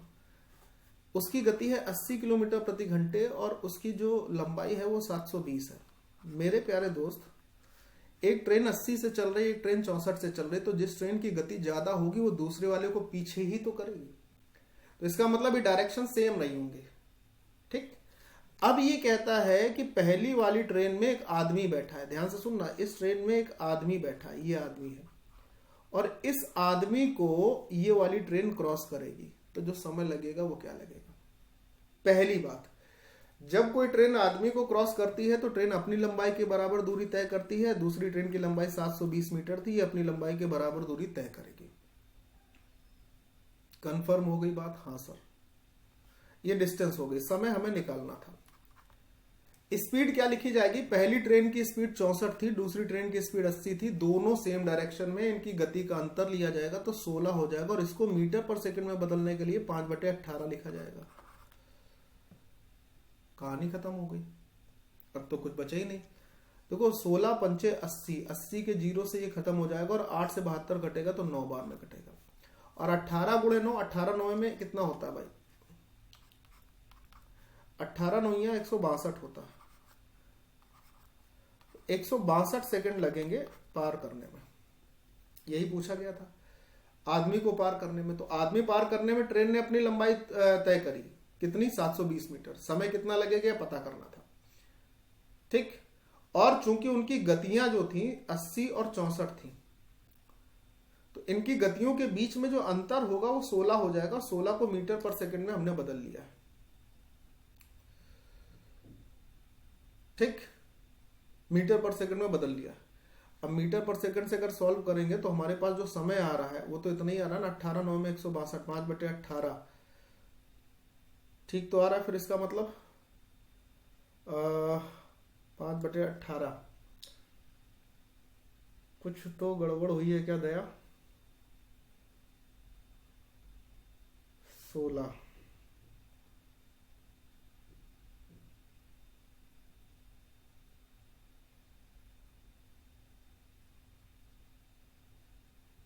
पार करने में कितना समय लगेगा? देखो अगर हम सेम डायरेक्शन लेके चल रहे हैं ना तो हमारे पास समय आएगा 162। अब ध्यान से सुनना, ये भी तो हो सकता है कि ये दोनों ट्रेन अपोजिट डायरेक्शन में चल रही हो, मतलब ये ट्रेन ऐसे चल रही हो, ये ट्रेन ऐसे चल रही हो। तो अगर हम अपोजिट डायरेक्शन का केस लेके देख लेते हैं कि 720 बटे में समय ऐसे लिख लेते हैं, और दोनों को जोड़ेंगे तो 80 और 64 मिलकर 144 हो जाएगा। 144 गुणे 5/18 अगर करते हैं तो 18 8 144 होगा, 8 5 40, 40 से अगर हम इसको काटेंगे तो 18 बार में कट जाएगा। तो तब हमारे पास टी की वैल्यू 18 सेकंड आएगी। ठीक है, तब टी की वैल्यू कितनी आ जाएगी? 18 सेकंड। तब अपना आंसर ऑप्शन नंबर ए बनेगा। तो सेम डायरेक्शन का केस होकर भी ये सवाल हो सकता है, और अपोजिट डायरेक्शन का केस होकर भी ये सवाल हो सकता है। अब आपको ऑप्शन से देखकर ये पता करना पड़ेगा। अगर मान लीजिए कि हम पहले इसको जो है अपोजिट डायरेक्शन वाले केस से सॉल्व करते, इसको हम अपोजिट डायरेक्शन के केस से अगर सॉल्व करते तो हमारा आंसर पहली बार में ही 18 सेकंड मैच हो जाता। लेकिन कई बार ऐसा होगा कि आप अपोजिट डायरेक्शन की जगह सेम डायरेक्शन के केस से सॉल्व करेंगे, फिर आपको लगेगा यार 162 सेकंड आ रहा और ये तो ऑप्शन में नहीं है, तो क्या मैंने कोई गड़बड़ कर दी? ये डाउट होते हैं एग्जाम में, तो ध्यान रखना ऐसा सवाल दोनों केस से हो सकता है। ठीक है, नेक्स्ट सवाल नंबर नेक्स्ट पर आ जाता है। चक्रवर्ती 52 किलोमीटर प्रति घंटे की गति से कार चलाता है। 364 किलोमीटर दूरी को तय करने में उसे कितना समय लगेगा? ये सवाल नहीं है भाई, 7 घंटे का समय लगेगा। भाग देना था, सिर्फ भाग देना है, और भाग देने में आपका आंसर आ जाएगा। यानी 364 को 52 से भाग देंगे 7 बारी में तो उत्तर आएगा। सवाल नंबर 76। 2 ट्रेन है समांतर पटरी पर विपरीत दिशा में चल रही है। उनकी चाल 50 किलोमीटर प्रति घंटे और 58 किलोमीटर प्रति घंटे। उनकी सापेक्ष चाल ज्ञात करिए। विपरीत दिशा में चल रही है, 2 रेलगाड़ी है समांतर पटरी पे चल रही है, उनकी चाल दी हुई है। विपरीत दिशा में चलने का मतलब क्या होगा? गति जुड़ेगी तो 108 हो जाएगी। अब 108 किलोमीटर की दूरी को किलोमीटर प्रति घंटे की डिस्टेंस को अगर आप मीटर पर सेकंड में चेक करना चाहते हैं तो 30 ही तो आएगा। ये सवाल भी पूछा गया था 2022 में भैया। 77 समान लंबाई की दो ट्रेन है 36 किलोमीटर प्रति घंटे और 26 किलोमीटर प्रति घंटे की चाल से समांतर पटरी पर समान दिशा में चल रही हैं। समांतर पटरी पर है, समान दिशा में है, एक ही दिशा में, तो दूरी का अंतर लिया जाएगा, स्पीड का अंतर लिया जाएगा 26 और 36 का अंतर 10। जैसे जैसे क्वेश्चन पढ़ते जाते हो उसमें लगने वाले कॉन्सेप्ट आपके दिमाग में पैरेलली चलने चाहिए, तब तो आपने सही ढंग से पढ़ा है, तब तो आपको पेपर में समय कम लगेगा, वरना आप भी उन 95% बच्चों की श्रेणी में आएंगे जो कि एग्जाम से बाहर हो जाता है, ये कहते हुए कि मैं पेपर कर नहीं पाया, आता तो था लेकिन हुआ नहीं। और इसके लिए सही चीज आपको पढ़नी चाहिए, सही से पढ़नी चाहिए। फिलहाल आगे बढ़ता हूं। तेज रेलगाड़ी धीमी रेलगाड़ी को 18 सेकंड में पार करती है, प्रत्येक ट्रेन की लंबाई ज्ञात करो। दोनों ट्रेन है, दोनों की लंबाई बराबर है, तो L + L 2L यानी दो डिस्टेंस हो गई 2L। समय पार करती है 18 सेकंड में। जो स्पीड का अंतर है वो 10 मीटर पर सेकंड है। इसको हम लोग मीटर पर सेकंड में बदलने के लिए 5/18 का मल्टीप्लाई तो कर ही लेंगे। 18 से 18 का काम खत्म हो गया, 2 से इसका काम खत्म हुआ, 5 हुआ, तो L बराबर 25 आया। L बराबर 25 का मतलब चूंकि दोनों ट्रेन बराबर लंबाई की थी, तो अगर एक ट्रेन की लंबाई 25 मीटर है तो दूसरी की भी लंबाई 25 मीटर ही होगी, इसके अलावा कुछ और नहीं हो सकती है। Is it okay to everyone? Comment box में हाँ या ना चाहिए, ठीक है सभी लोग। X ने 220 किलोमीटर, 250 किलोमीटर और 140 किलोमीटर की दूरियां इतनी और इतनी चाल से तय करी, औसत चाल क्या होगी? सरल सवाल, बढ़िया सवाल। 220 के हिसाब से, अब भाई औसत चाल चाहिए तो total distance upon total time लिखते हो ना, total distance upon total time लिखा जाएगा एवरेज स्पीड के लिए, टोटल टाइम, सॉरी ये एवरेज स्पीड होती है, आप बोलोगे हाँ। टोटल डिस्टेंस 220, 250, 140, तो ये हो गया 470, 570, 610। तो हमारे पास टोटल डिस्टेंस कितनी हो गई? टोटल डिस्टेंस हो गई 610, ये हो गई 610। अब टोटल समय देखिए, 220 को 11 के हिसाब से तय कर रहे हैं, 20 घंटे का समय यहां हो गया। 250 को 5 के हिसाब से तय कर रहे हैं, 50 घंटे का समय यहां हो गया। और 7 के हिसाब से 140 को तय करेंगे तो 20 घंटे का समय यहां हो गया, यानी टोटल समय हो गया 90 घंटे का। 0 से 0 खत्म हो गया, 9 से 9 छक्के 54 हो जाएगा, या हाँ 9 छक्के 54 हो जाएगा, 7 बचेगा। 6 सही 7/9 किलोमीटर प्रति घंटे उनकी औसत चाल, सी आंसर। इससे ज्यादा सरल क्या हो सकता है? कुछ बनता ही नहीं है जो इससे ज्यादा सरल हो भाई। 4 घंटे की एक यात्रा के दौरान एक कार की औसत चाल 60 किलोमीटर प्रति घंटे है। यदि वह पहले 2 घंटे के दौरान 65 किलोमीटर प्रति घंटे की चाल से चलती है तो अगले 2 घंटे के दौरान उसकी औसत गति क्या होगी, उसकी चाल क्या होगी? सिंपल क्वेश्चन है। 4 घंटे में 60 के हिसाब से 240 किलोमीटर हो गया और अगले 2 घंटे में 65 के हिसाब से 130 हो गया। 240 में 130 माइनस हो गया तो बचा 110, और वो 110 अगर आप 2 घंटे में तय कर रहे हो तो इसका मतलब है कि आपकी चाल जो है वो 55 किलोमीटर प्रति घंटे होगी, तभी आप 2 घंटे में 110 किलोमीटर तय कर पाओगे। तो भाई ये तो मुंह जवानी सवाल है ना, क्वेश्चन नंबर 79। इसके लिए अगर आपने पेन चला लिया तो फिर मतलब नहीं है आपकी पढ़ाई का। 80 नंबर सवाल। रवि शहर ए से बी की ओर जा रहा है। यदि रवि अपनी कार को सामान्य चाल की 2/5 से चलाता है तो वह शहर बी तक 30 मिनट की देरी से पहुंचेगा। यदि वो अपनी सामान्य चाल से कार चलाता तो उसे शहर ए से बी पहुंचने में कितना समय लगता? अब देखो बात को समझना जरा, इस सवाल कैसे किए जाते हैं। सामान्य चाल के जब 2/5 से चलाता है, मतलब उसकी बात यह है कि रवि की सामान्य चाल जो है ना वो 5 है, लेकिन वो जिस चाल से चल रहा है वो 2 से चल रहा है। अब अगर चाल का रेशियो ये है तो टाइम का रेशियो होगा 2 से 5 का, जस्ट चेंज हो जाएगा, आप बोलोगे हाँ। तो टाइम में डिफरेंस कितना आ रहा है, टाइम के बीच अंतर कितना आ रहा है? 3 यूनिट। और ये 3 यूनिट क्यों आ रहा है? क्योंकि उसे 30 मिनट की देरी हो रही थी। तो 3 यूनिट 30 मिनट के बराबर है, तो 1 यूनिट जो होगा वो 10 मिनट के बराबर होगा ही होगा। अब 1 यूनिट 10 मिनट है तो 2 यूनिट कितना होगा? तो आप बोलोगे 20 मिनट होगा। अब ये पूछा गया कि सामान्य चाल से चलता तो कितना समय लगता। भाई सामान्य चाल उसकी 5 के रेशियो में थी और उस 5 के रेशियो से उसको जो समय लगा है वो 2 यूनिट का लगना चाहिए और 2 यूनिट का मान आया 20 मिनट, तो 20 मिनट उसे लगेगा अगर वो सामान्य चाल से चलेगा। तो ये आपका आंसर हो जाएगा ऑप्शन नंबर डी। अब इसमें कौन सी रॉकेट साइंस है, अब ये समझना चाहते हैं मेरे प्यारे दोस्त। ग्रुप डी में आए हुए जितने भी प्रीवियस ईयर क्वेश्चन थे जो कि टाइम स्पीड एंड डिस्टेंस से रिलेटेड थे, एक ही क्लास में आपको कंप्लीट करके दे रहा हूं।